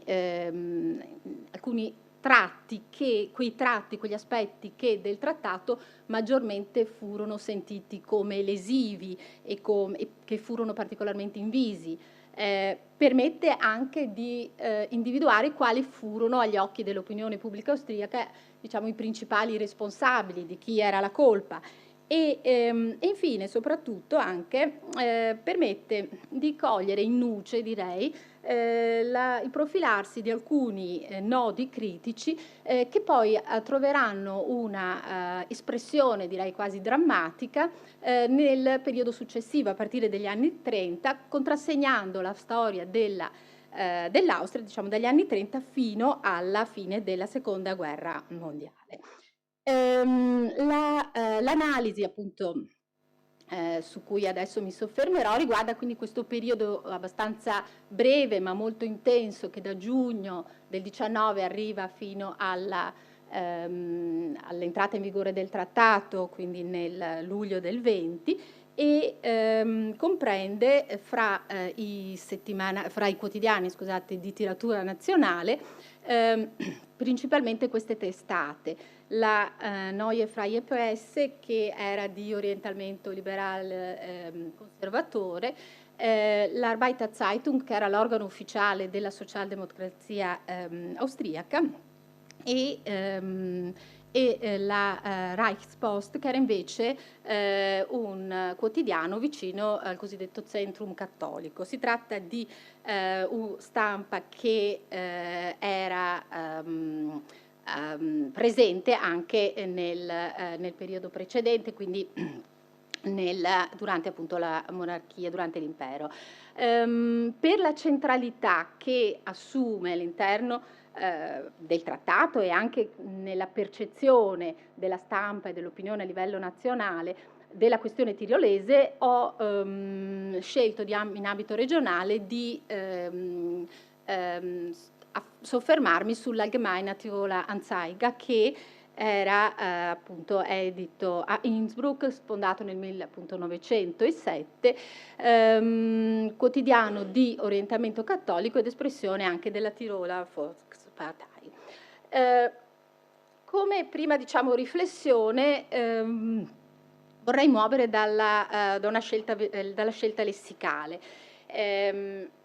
che naturalmente per un giornale è ovviamente fondamentale, e poi inoltre teniamo anche conto di come appunto siamo nel 1919, tra i media sostanzialmente avessimo la stampa. Tutti e quattro, e anzi compresa tutti e quattro le testate fecero una scelta lessicale che esprimeva come dire, violenza, morte, distruzione e lutto laddove esponevano e parlavano del trattato. Ecco, adesso vi tradurrò, non so quanti di voi come dire, conoscano il tedesco, ma in ogni caso si parlò di Gewaltfrieden, allora Frieden, pace, Gewalt, violenza, quindi una pace violenta. Si parlò di ingiustizia, Unrecht, ricorreva il termine di rovina, Verderben, Tod, morte, distruzione, Zerstörung. A proposito dell'Italia, l'Allgemeine Tiroler Anzeiger parlava di una Eroberungswillen, cioè di una volontà di sopraffazione, di una volontà di potere, di conquista. Vengono usati anche termini come Vergewaltigung, che vuol dire stupro, quindi una carica estremamente dura, la scelta di un linguaggio duro che, ripeto, contrassegna tanto la stampa nazionale quanto la stampa appunto di ambito regionale. La Baita Zeitung alla fine proponeva questa sorta di contrapposizione fra quello che era la nazione, come sentiva essere la nazione sotto la monarchia austro-ungarica e come era invece nella neonata Repubblica. Contrapponeva Volk von Menschen, cioè prima eravamo, si scrive nell'Arbeiter Zeitung, quindi pensiamo nel settimanale socialdemocratico, che comunque aveva avuto insomma anche posizioni critiche nei confronti, va da sé, diciamo, della monarchia. Prima eravamo, scrive, un popolo di uomini, ora siamo uno stato di abitanti. Ecco. Altrettanto mi sembra come dire, eloquente il titolo con cui la Reichspost annuncia il 22 luglio la pubblicazione del trattato nella sua oramai forma definitiva. Ecco, Friede, ripeto, vuol dire pace, scusate magari dico una banalità, ma se qualcuno non conoscesse, quindi la pace di Saint-Germain sarebbe il titolo in grande, a cui aggiunge il prefisso un, che è un prefisso appunto avversativo, quindi la non pace, il conflitto di Saint-Germain. Quindi questo è il titolo con cui la Reichspost affronta la questione appunto del trattato e della pace. Allora, passando invece ecco, ai contenuti, sia pure con spazi e con accenti diversi, ci sono alcuni temi appunto fondamentali, dicevo i punti maggiormente critici del trattato, quelli che venivano sentiti come particolarmente lesivi, e primo fra tutti sicuramente, parlo delle testate nazionali perché per la testata regionale è un po' la questione diversa e poi ci torneremo, comune fu il vulnus profondo per i 4 milioni di tedeschi che si trovavano ad essere solo sotto quello che veniva definito il giogo straniero. Si parla appunto di Fremdherrschaft, un dominio straniero. A seguire poi c'era la considerazione amara delle gravi perdite territoriali e naturalmente anche delle riparazioni che erano stimate essere attorno ai 40 miliardi. E diciamo, coniugando insieme i due piani, quindi perdite territoriali e oneri di riparazione molto elevati, si poneva appunto in rilievo il problema della possibile insolvibilità della Repubblica. Un problema che come dire, anche ne poneva in crisi le possibilità di sopravvivenza, soprattutto la Neue Freie Presse, che era più attenta al profilo economico e finanziario, denunciava quello che giudicava il pericolo di un vero e proprio protettorato politico, un protettorato che era mascherato dalla necessità che l'Austria appunto versasse le riparazioni e che quindi pagasse i debiti di guerra, ma che, scriveva appunto il quotidiano, mascherava quello che poi poteva di fatto divenire un controllo assolutamente politico. Quali erano i colpevoli, in chi veniva individuato, diciamo, il colpevole di questo trattato che veniva ritenuto tanto duro quanto ingiusto? Ecco, erano indicati essenzialmente gli stati nazionali ex diciamo asburgici e la Francia.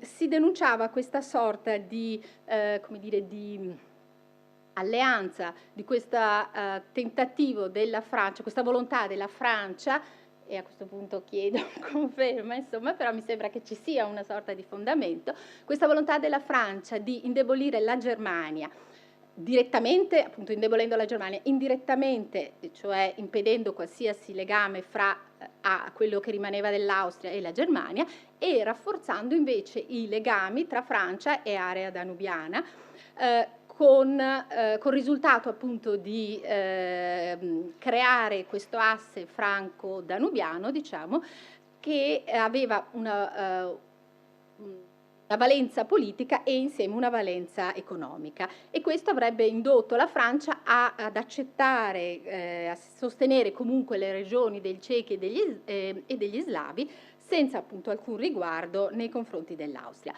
Quanto al giudizio su Wilson invece gli Stati Uniti, questo in qualche modo era più pacato, nel senso che veniva rimproverato a Wilson principalmente il fatto di aver proclamato grandi principi, ma poi come dire, di non averli attuati. E quindi diciamo questo contrasto fra le dichiarazioni appunto sul principio di nazionalità e poi lo scarso impegno ad attuarli. E peraltro rispetto a questo punto tutti i quotidiani denunciavano un uso, diciamo, spregiudicato e opportunistico delle ragioni che erano addotte per giustificare le imputazioni territoriali, perché si diceva, ecco, rispetto alla Cecoslovacchia, rispetto ai Sudeti, si è fatto appello al principio del confine storico senza alcuna considerazione della nazionalità tedesca. Viceversa, per quanto riguarda la Slovacchia e le comunità della Bassa Austria, allora qui invece si dà spazio al principio nazionale e si trascura il confine storico. Si comprende, diciamo, come quindi il Sud Tirolo costituisse appunto l'elemento di maggior dolore, la maggiore tra le imputazioni territoriali, sicuramente l'imputazione più sofferta. Innanzitutto rispetto al Sud Tirolo non si potevano trovare né ragioni di carattere storico, di confine storico, né ragioni di carattere come dire, nazionale e linguistico, diciamo etnico nazionale. E per giunta, naturalmente il vulnus era superiore a livello come dire, di stampa regionale, quindi del dell'Allgemeine Tiroler Anzeiger, però anche la stampa nazionale fra i titoli poneva sempre appunto in primo piano la questione del Tirolo, e probabilmente qui riemergevano anche le tensioni degli inizi del conflitto, quello che era stato anche il vulnus di quello che appunto era stato sentito come il tradimento dell'Italia. E si aggiungeva, e questo lo sottolineava soprattutto l'Arbeiter Zeitung, il contrasto fra il proclamato irredentismo dell'Italia, diceva ma fino all'altro giorno non si gridava Trento e Trieste, e quello che era invece considerato il nuovo imperialismo italiano. Accanto, diciamo, a questi aspetti che guardavano diciamo, al presente o al passato prossimo, però dicevo si possono anche cogliere alcuni nodi che in qualche modo preludono agli sviluppi successivi. E sono posizioni che forse proprio per la loro forte impronta ideologica non sono comuni a tutte le testate considerate, ma specifiche di alcune. Questi nodi, e poi ci ritorno, sono appunto le riflessioni sull'instabilità della Mitteleuropa, il nodo del rapporto con la Germania e l'idea e vedremo poi l'idea del Tirolo. Sia la Reichspost che la Neue Freie Presse, quindi la stampa cattolica, diciamo, e la stampa liberal conservatrice, ponevano l'accento sull'instabilità, ecco, dell'area mitteleuropea. quale usciva dai trattati di pace. Naturalmente la critica non era super partes, perché da parte loro c'era appunto l'ansia di muoversi, di protestare per i tedeschi che erano negli altri, che erano sotto il dominio straniero, però diciamo coglieva un segno laddove appunto denunciava il rischio di una crescente conflittualità dell'area con il progressivo gare, affermarsi dei principi, delle aspirazioni all'autodeterminazione. E la Neue Freie Presse faceva un confronto fra il congresso, la pace di Parigi e il congresso di Berlino del 1878, dicendo che di fatto stava ponendo, così come il congresso di Berlino era stato foriero di tensioni nei Balcani, analogamente il congresso di Parigi apriva simili prospettive, e qui vediamo questa consonanza anche rispetto a quello che era stato il giudizio di Emery che avevo citato all'inizio. Ora, a fronte di questa prospettiva inquietante, la Reichspost traeva delle conseguenze più radicali rispetto alla Neue Freie Presse, ed è interessante sottolineare come a questo progetto accomunasse tanto la Reichspost, ricordo cattolica, e quanto l'Arbeiterzeitung, dicevo prima, socialdemocratica, quindi diciamo su fronti molto ideologicamente molto lontani. Cosa intendo? Sia la Reichspost sia l'Arbeiterzeitung ritenevano che a fronte della impossibilità dello Stato austriaco di sopravvivere fosse in realtà necessario l'unione appunto l'unione con la Germania. L'Arbeiterzeitung sapeva che la sola via di salvezza per l'Austria fosse il ricongiungimento al großen deutschen Volk, cioè al grande popolo tedesco, e traduco, la cui rinascita morale, spirituale ed economica è assicurata dalla sua prodezza, dalla sua capacità.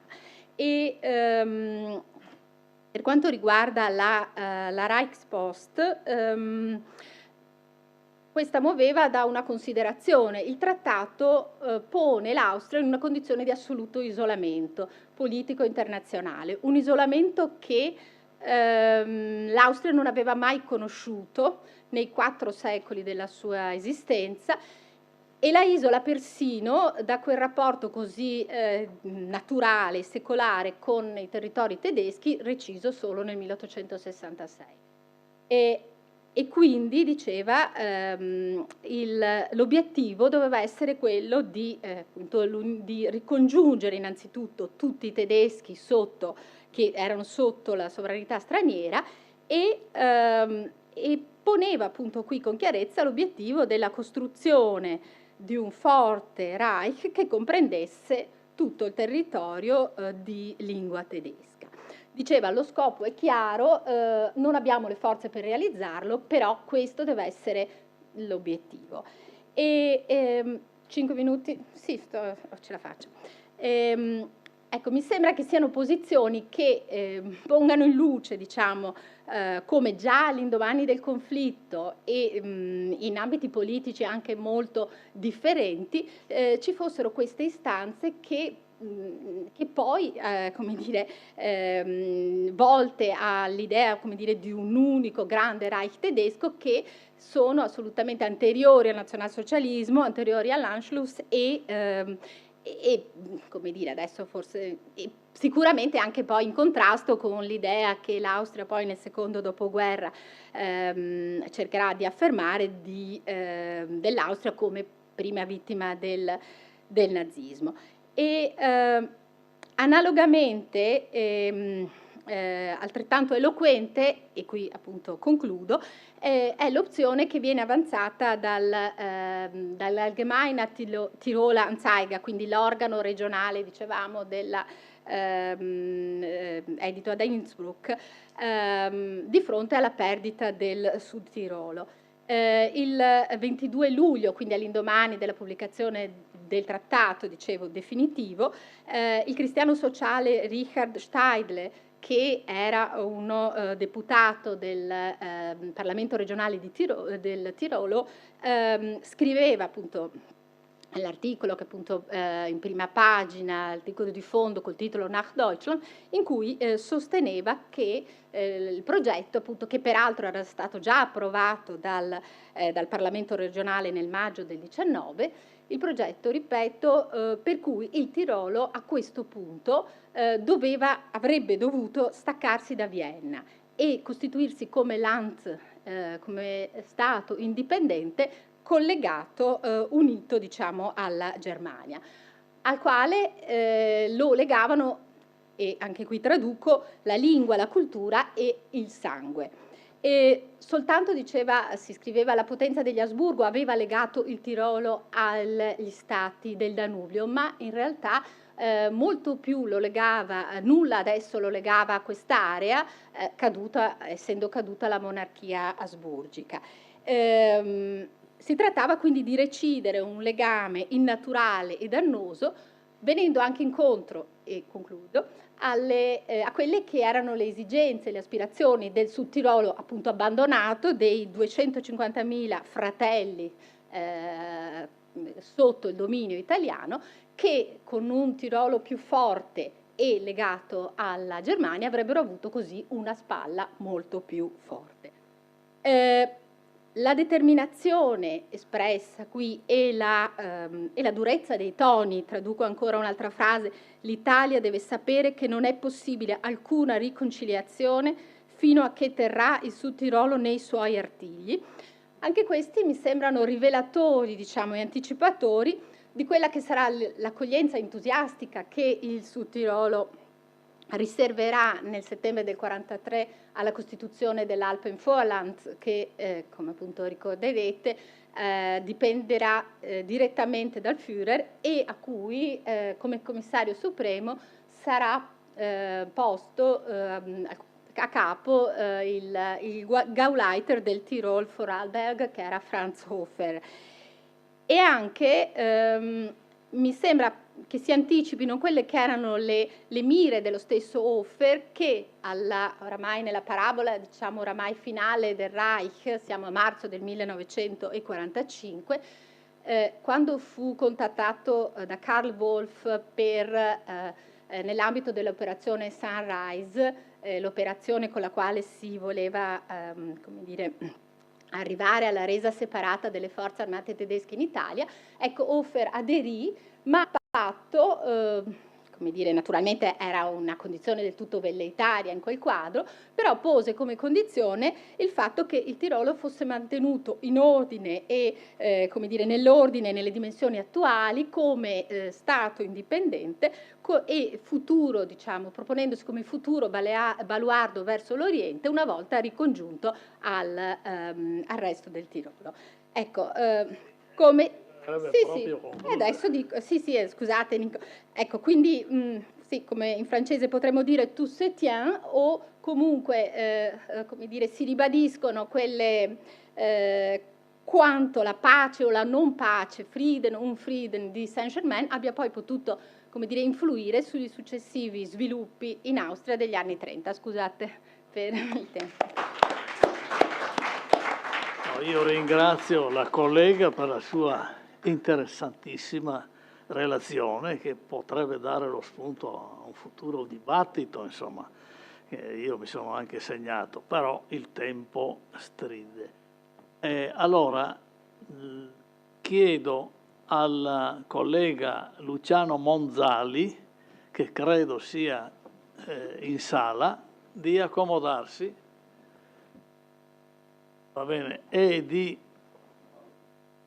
leggere o dire o esporre, va bene, il tema l'Italia liberale e la questione coloniale africana alla conferenza di Parigi. La parola.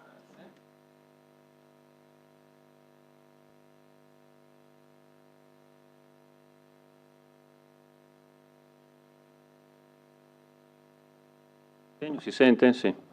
Ringrazio in particolare il professor Ballini. Devo dire, ci ho tenuto a venire perché ho visto il nascere progressivo di questo convegno e anche, devo dire, la fatica e la passione con cui il professor Ballini, poi insieme al professor Varsori, lo hanno organizzato. Quindi ci ho tenuto molto a venire, ringrazio per l'invito. Allora, naturalmente, il mio argomento è un argomento già molto studiato, fin dagli anni 30 c'è della buona storiografia sull'argomento, penso agli studi di Mario Toscano, di Francesco Salata, eccetera, eccetera. Quello che cercherò di fare è, prendendo come spunto la questione coloniale africana, la conferenza della pace, fare alcune riflessioni su alcuni aspetti della politica estera italiana di quegli anni. Dicendo, innanzitutto partendo da una riflessione su quale era il programma coloniale italiano alla conferenza di Parigi. Ecco, secondo me per capirlo naturalmente dobbiamo tornare a quello che è il documento fondamento dell'espansionismo italiano nella prima guerra mondiale e dopo, ovvero il Patto di Londra. Non a caso, quando nel dicembre del 18 il governo italiano si riunisce e discute che programma portiamo a Parigi, qual è la decisione che si prende? Alla fine si torna all'impostazione soniniana. Torniamo al Patto di Londra come base delle nostre richieste, aperti all'idea di richieste di revisione sia in senso massimalistico che nel senso di rinunciare da qualcosa per avere qualcos'altro. Quindi il Patto di Londra è il testo fondamentale, nella mia interpretazione, della politica estera italiana a partire dal 1915 e gli anni successivi. Allora, io, come è noto, sono allievo di Pietro Pastorelli, seguo una tradizione storiografica sul Patto di Londra che ha quasi 100 anni, nel senso che la nostra scuola nasce dagli studi di Arrigo Solmi negli anni 20, Arrigo Solmi che era stato maestro di Mario Toscano, che si lavorò con lui a Pavia, e i primi studi di Arrigo Solmi sono proprio su guerra di Libia e Patto di Londra, quindi rappresenta una tradizione molto antica. E devo dire, io ritengo che questa è una tradizione, gli studi in particolare di Pastorelli e di Toscano mi sembrano tuttora molto validi nell'interpretare la politica estera del 14-15 e degli anni successivi. E quindi cosa succede col Patto di Londra sostanzialmente? Succede che c'è una svolta nella politica estera italiana, dopo decenni in cui al centro della politica estera italiana vi era l'espansione coloniale, da Pasquale Stanislao Mancini fino alla fine dell'epoca gioliettiana, con il Patto di Londra si torna, nella mia interpretazione, che è quella appunto di Toscano e di Pastorelli, si torna a un'impostazione di tipo risorgimentale. Cosa voglio dire con la definizione risorgimentale? Vuol dire che al centro della politica estera dell'Italia liberale tornano a essere due grandi questioni del risorgimento italiano. Il problema della questione nazionale italiana, ovvero il problema dell'appartenenza degli italiani d'Austria allo Stato nazionale. Secondo elemento, il problema della frontiera o delle frontiere dello Stato, che è anche l'altra grande questione del risorgimento italiano. E quindi è un ritorno a una politica estera di tipo risorgimentale che pone le questioni coloniali, nella mia interpretazione, in una posizione secondaria. Allora, perché dico risorgimentale? Perché se noi guardiamo come negli anni fra il 59 e il 66 la classe dirigente liberale imposta il problema delle frontiere alla questione nazionale e guardiamo il 14-15, vediamo delle continuità e anche delle discontinuità. Riguardo il confine settentrionale e il confine orientale giuliano, di fatto quello che Sonnino, Salandra e il Re chiederanno nel 15 è più o meno quello che la classe dirigente liberale nel 66 voleva. Qual è la novità nel 15 rispetto al 66? La novità è che compare il tema dell'egemonia adriatica, ovvero c'è l'idea che l'idea e la riflessione che prodotto della guerra del 66, delle sconfitte del 66, che la sicurezza strategica dello Stato italiano può essere garantita solo attraverso la conquista dell'egemonia nell'Adriatico. E cosa vuol dire egemonia nell'Adriatico? Vuol dire che non basta controllare Pola e l'Istria, ma bisogna anche controllare parte della Dalmazia e anche un altro aspetto che è molto importante, che si dimentica sempre, parte dell'Albania. Ecco la novità del Patto di Londra. Ma rimaniamo in una prospettiva in cui, in ogni caso, la centralità sta della politica estera dell'Italia liberale nelle questioni adriatiche, alpine, europee. Non è più il colonialismo il centro della politica estera italiana come è stato da Mancini fino alla guerra di Libia.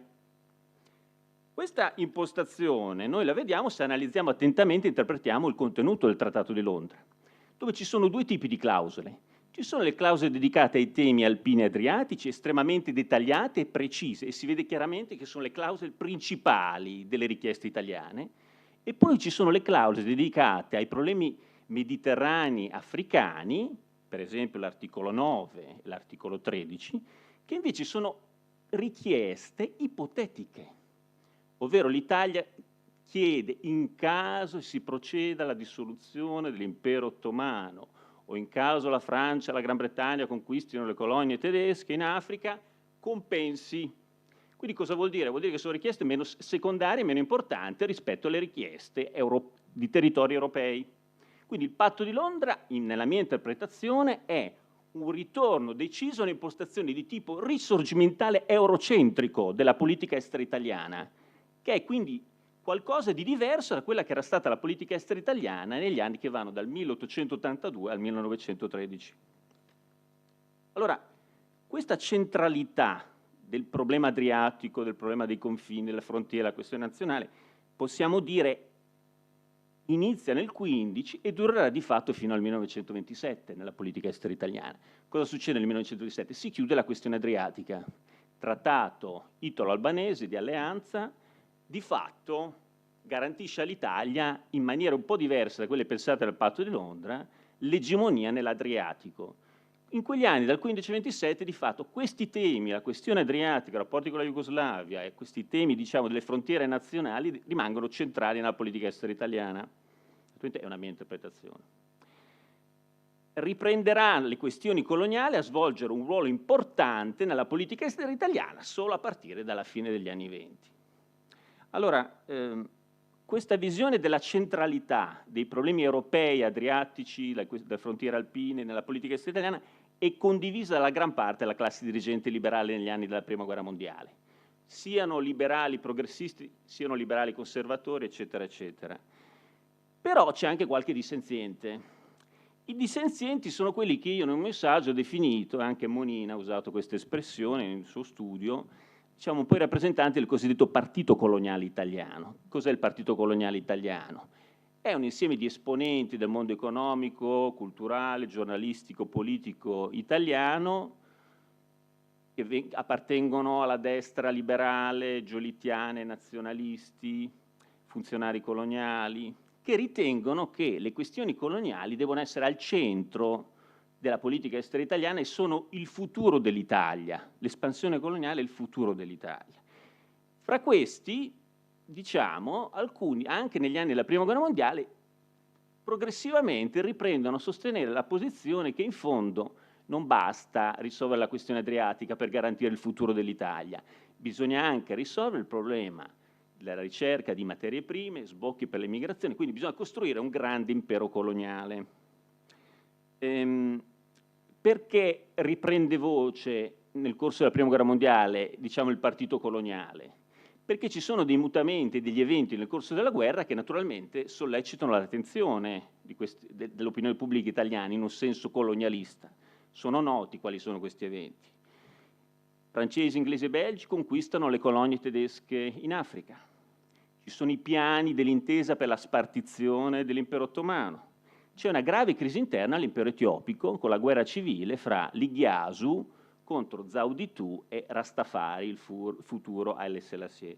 Tutti questi eventi naturalmente spingono questi esponenti del partito coloniale, facciamo qualche nome, Tommaso Tittoni, Gaspare Colosimo, che diventa ministro delle colonie a partire dal 1916, il suo predecessore Ferdinando Mattini è ministro delle colonie ma è completamente disinteressato ai problemi coloniali, è un convinto sostenitore della linea di Sonnino del patto di Londra. Colosimo invece è un parlamentare giolittiano calabrese, molto attivo, dinamico, che dice anche nella stampa ripetutamente ed estremamente attivo anche sul piano politico-diplomatico, sostiene che sostanzialmente se non si risolvono i problemi delle materie prime, dello sbocco per le popolazioni italiane, se non si crea un grande impero coloniale, la guerra italiana, anche se la si vince militarmente, non sarà veramente vinta. Allora, qual è questo programma del partito coloniale? Enunciato in particolare da Colosimo, che riprende quelle che sono poi le idee di Giacomo Agnesa sostanzialmente. Chi è Giacomo Agnesa?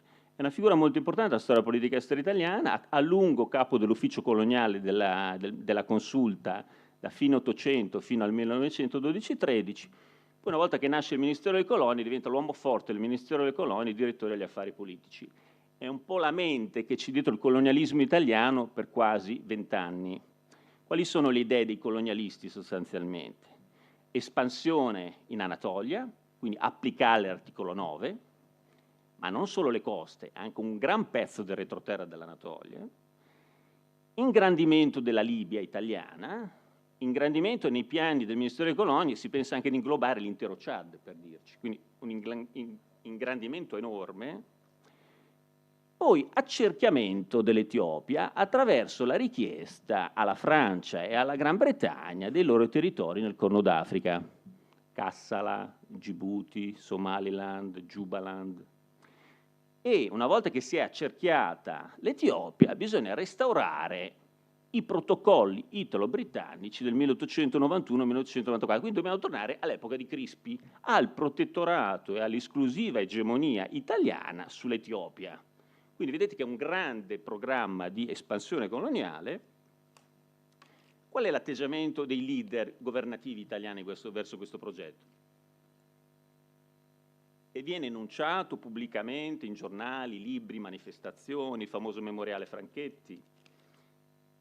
Sonnino, Boselli e Orlando non sono molto interessati a questi progetti coloniali, per loro è un tema secondario. Le cose centrali sono i problemi europei, la gestione della guerra, la vittoria e la questione adriatica, le frontiere dello Stato europee, ma non fanno niente per bloccare questa attività propagandistica, questa campagna colonialista.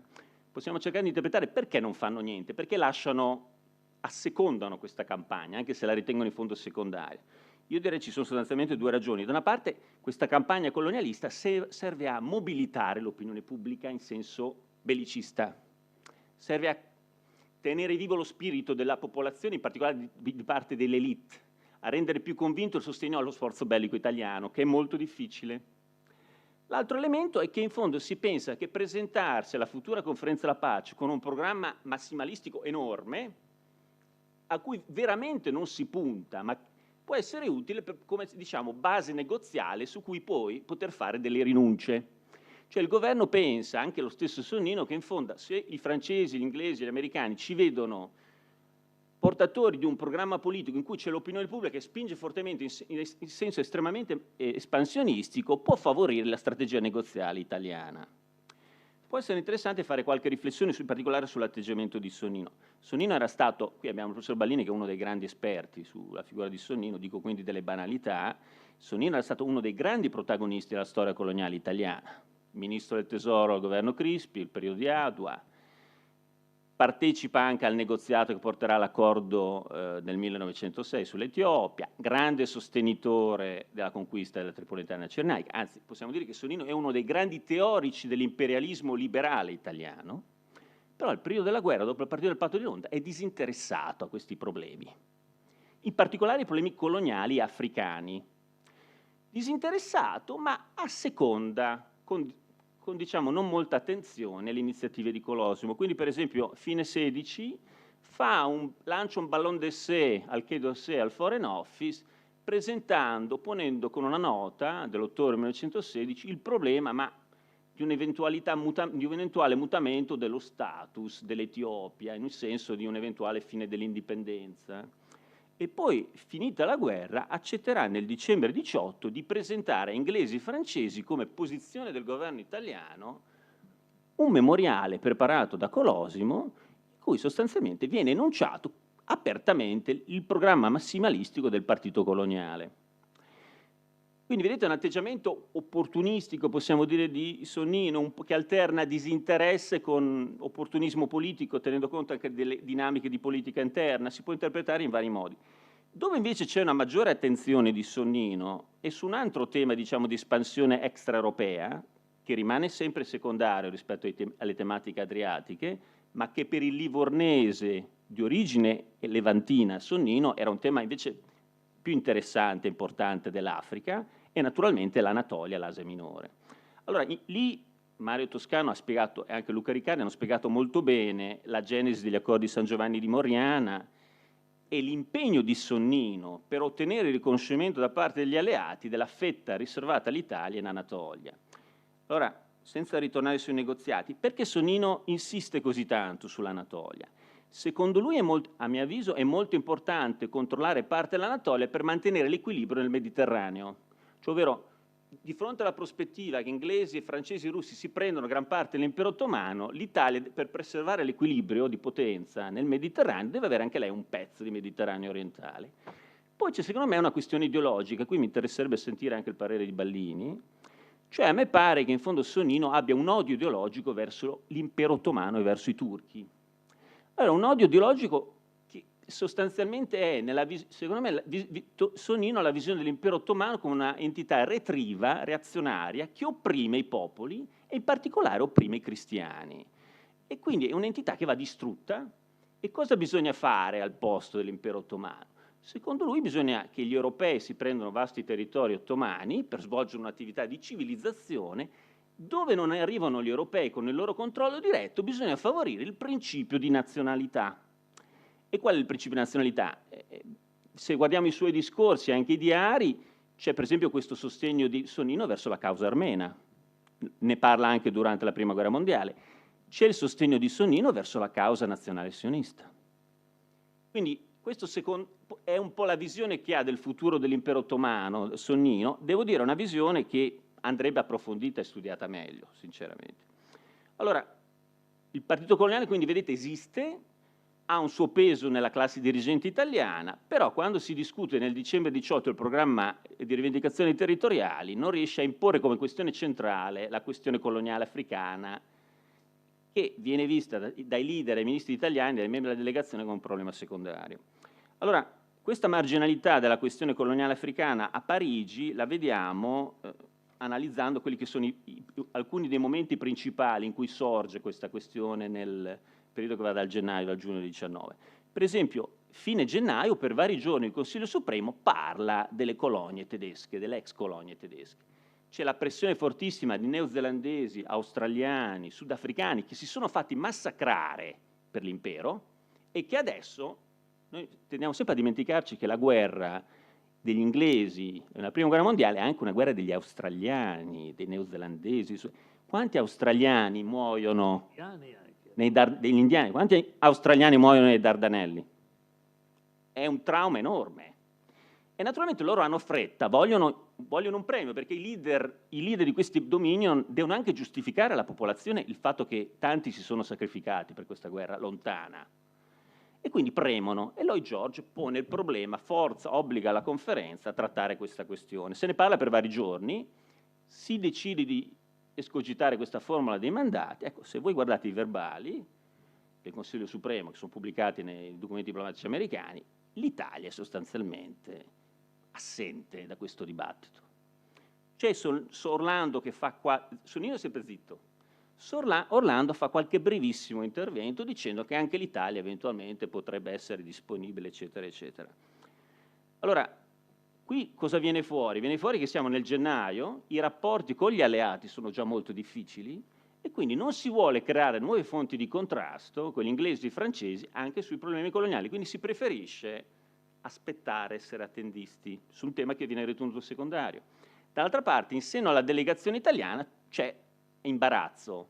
Il problema dei mandati, l'istituto dei mandati mette in difficoltà gli italiani, perché c'è l'idea, sì, potremmo chiedere anche noi un mandato. Si pensa per esempio di chiedere il mandato sul Togo, l'ex colonia tedesca, ma se noi chiediamo il mandato dobbiamo rinunciare ai compensi previsti dall'articolo 13. E i compensi previsti dall'articolo 13 erano quelli che interessavano l'Italia, in particolare per accerchiare e soffocare l'Etiopia. E quindi si è decisi sul da farsi. E questa, diciamo, incertezza è una ragione in più per stare zitti e non fare niente. Fine gennaio viene decisa la creazione dell'istituto dei mandati, si rimanda l'attribuzione dei mandati ai mesi successivi, sarà decisa poi all'inizio di maggio. Ecco, febbraio, marzo, aprile, sparisce dall'azione diplomatica italiana la questione coloniale africana. Se ne parla un po' a livello interno della delegazione, ma come tema affrontato con gli alleati, con gli americani, sparisce completamente. Ci sono altri problemi molto più urgenti e molto più gravi da affrontare e quindi si decide di lasciare da parte questa questione. Questa questione risorgerà il 7 maggio 1919, quando la delegazione italiana fino a aprile è andata via da Parigi, torna il 7 maggio e si trova di fronte al fatto che i cari alleati avevano deciso di attribuire i mandati sulle ex colonie tedesche senza la partecipazione italiana. Quindi c'è questa famosa riunione, appena arrivano dalla stazione ferroviaria di Parigi, Orlando e Sonnino, arrivano, si trovano inglesi, francesi e americani che decidono questo. Allora, su questo momento, mattina pomeriggio del 7 maggio, c'è anche una interessante memorialistica italiana, no? Crespi, Aldrovandi Marescotti, e devo dire nel periodo degli anni 30 naturalmente si è molto accucito, ricamato sul tema del tradimento dell'intesa verso l'Italia, la sua questione coloniale, no? In realtà la reazione della delegazione italiana all'evento del 7 maggio non è così negativa come è stata poi presentata nella stessa memorialistica, perché cosa succede di fatto? Vengono decisi i mandati, ma contemporaneamente di fronte agli italiani cosa fanno Clemenceau e George? Riconoscono la validità dell'articolo 13 del Patto di Londra e si decide tutti insieme di creare una commissione interalleata per decidere l'applicazione di questo articolo 13. Questa decisione anglo-francese è accolta con enorme soddisfazione e sollievo da Sonnino e Orlando. Perché? Perché dopo un momento in cui per settimane sembrava ci fosse la totale rottura fra Italia e alleati, quindi che potesse saltare l'alleanza di guerra, con questa decisione sull'articolo 13 Sonnino e Orlando vedono questa scelta anglo-francese come una conferma che si è ancora alleati, che il patto di Londra vale ancora e che quindi si può riprendere a negoziare non come nemici, ma come alleati. Quindi per l'Italia, dal punto di vista giuridico e diplomatico, è un successo questo evento del riconoscimento dell'articolo 13. Allora, viene decisa la costituzione di questa commissione per l'applicazione dell'articolo 13. Anche qui vediamo il disinteresse italiano. Orlando e Sonnino non ne vogliono far parte. Non vogliono essere quegli italiani che fanno parte di questa commissione. Siamo nel maggio, si è nel pieno dei negoziati sulla questione adriatica, che sono vitali per la sopravvivenza del governo Orlando Sonnino, però naturalmente il grosso della delegazione si deve impegnare su quello. L'Alto Adige lo abbiamo già ottenuto, adesso dobbiamo risolvere la questione adriatica. Questioni africane sono secondarie. Non a caso ci mandano Crespi a presiedere i diplomatici italiani, membri di questa commissione, un elemento secondario della delegazione. Quello che è interessante è notare l'atteggiamento degli italiani in seno a questa delegazione e questa commissione. Ci si presenta con un programma massimalistico. Si chiede ai francesi di cederci senza compensi Djibouti, agli inglesi si chiede di cedere Jubaland, Somaliland, Kassala. Quindi si chiede un programma massimo che si sapeva che gli inglesi e i francesi avrebbero rifiutato. Allora, anche qua cerchiamo un attimo di interpretare, ma perché gli italiani fanno questo? Perché gli italiani vanno a scontrarsi apertamente e consapevolmente di fronte a un no degli alleati.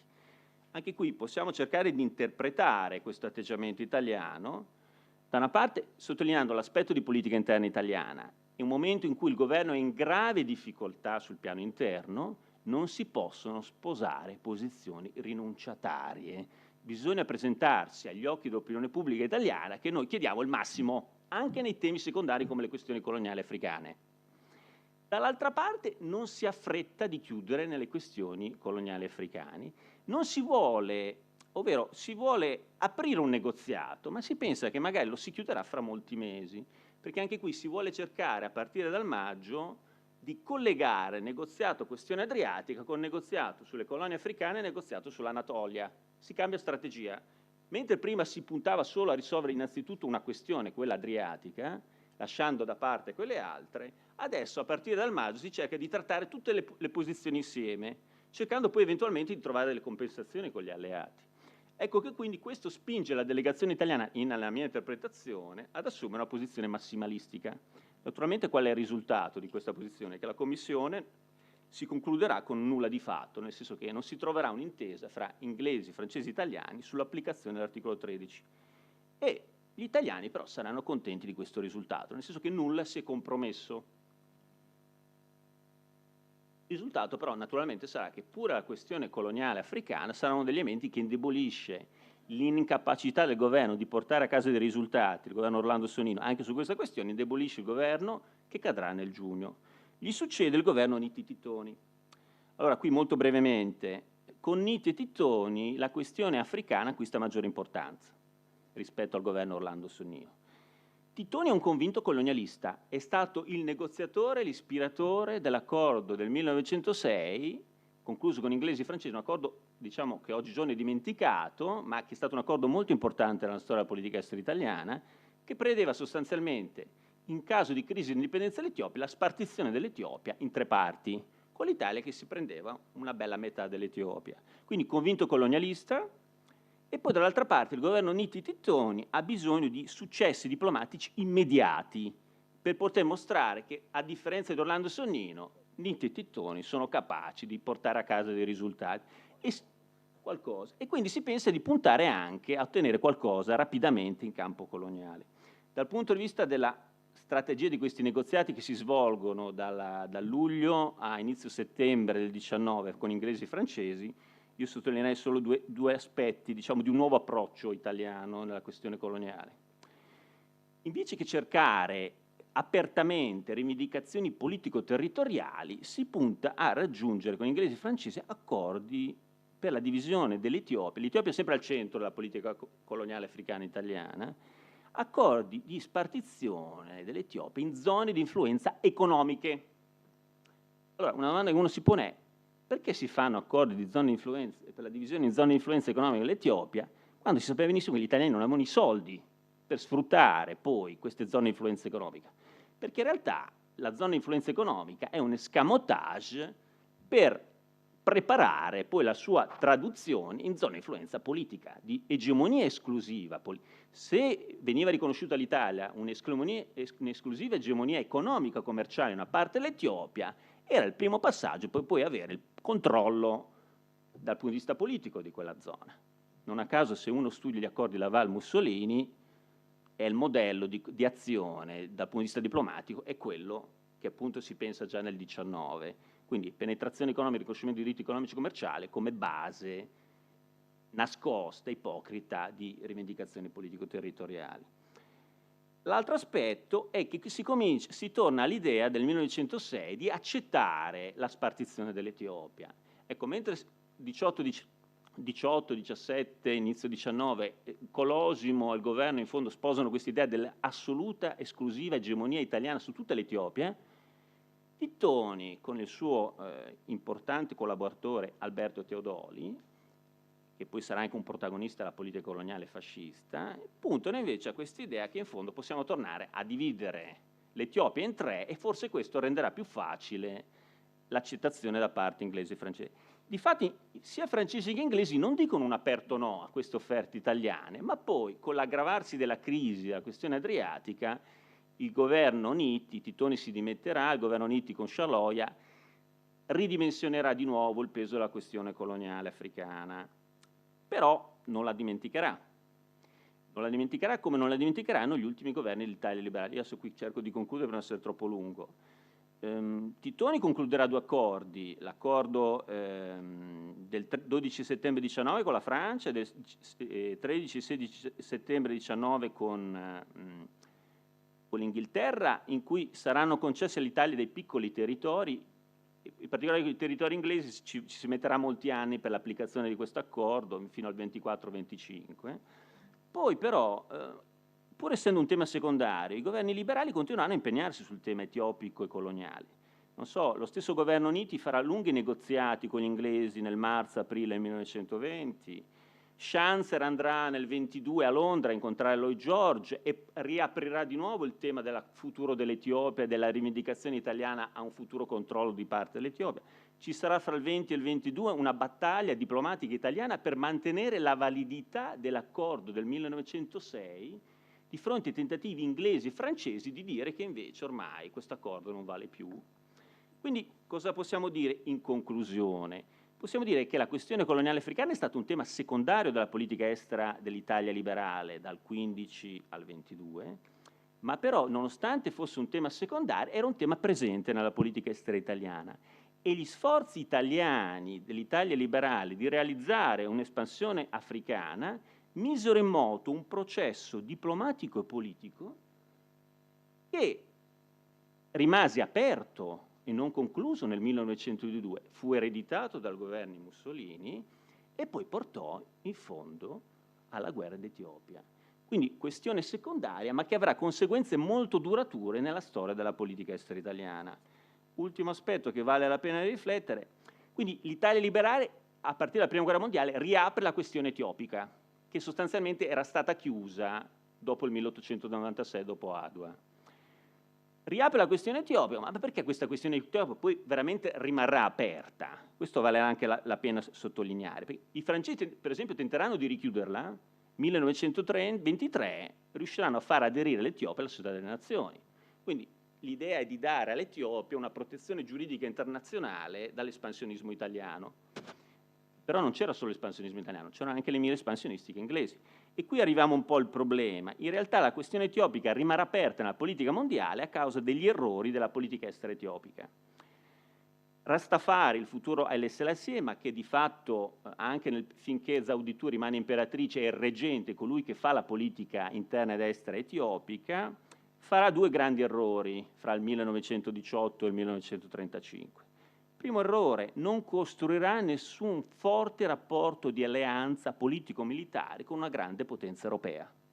Quindi lui continuerà a perseguire la politica estera che era stata di Menelik, di indipendenza dalle potenze europee, collaborazione ma non alleanze forti e stabili.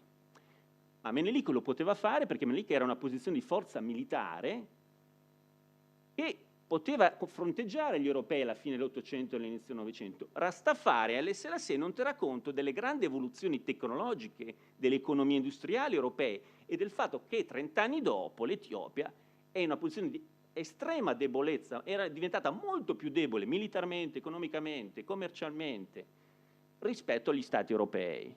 E quindi la mancanza di un'alleanza politico-militare è un elemento di grande debolezza dell'Etiopia. Secondo elemento è la chiusura dell'economia etiopica agli europei.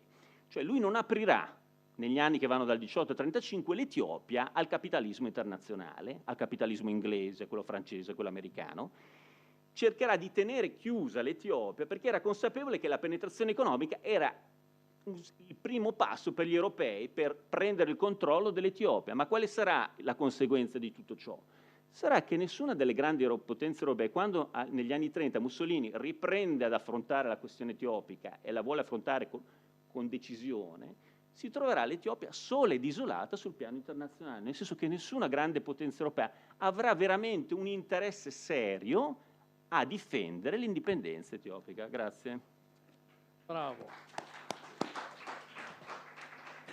Io ringrazio e ringraziamo tutti, penso, il collega Monzali per questa sua, in un certo senso, fantasmagorica esposizione vulcanica riguardo tutti gli aspetti, diremo, della sua tematica espositiva. E siccome abbiamo un poco sforato i tempi prefissi, io vi do appuntamento alle 5:15 e vi lascio questa quasi mezz'ora per il caffè, insomma, e tutto quello che ci daranno gli organizzatori. Grazie e arrivederci.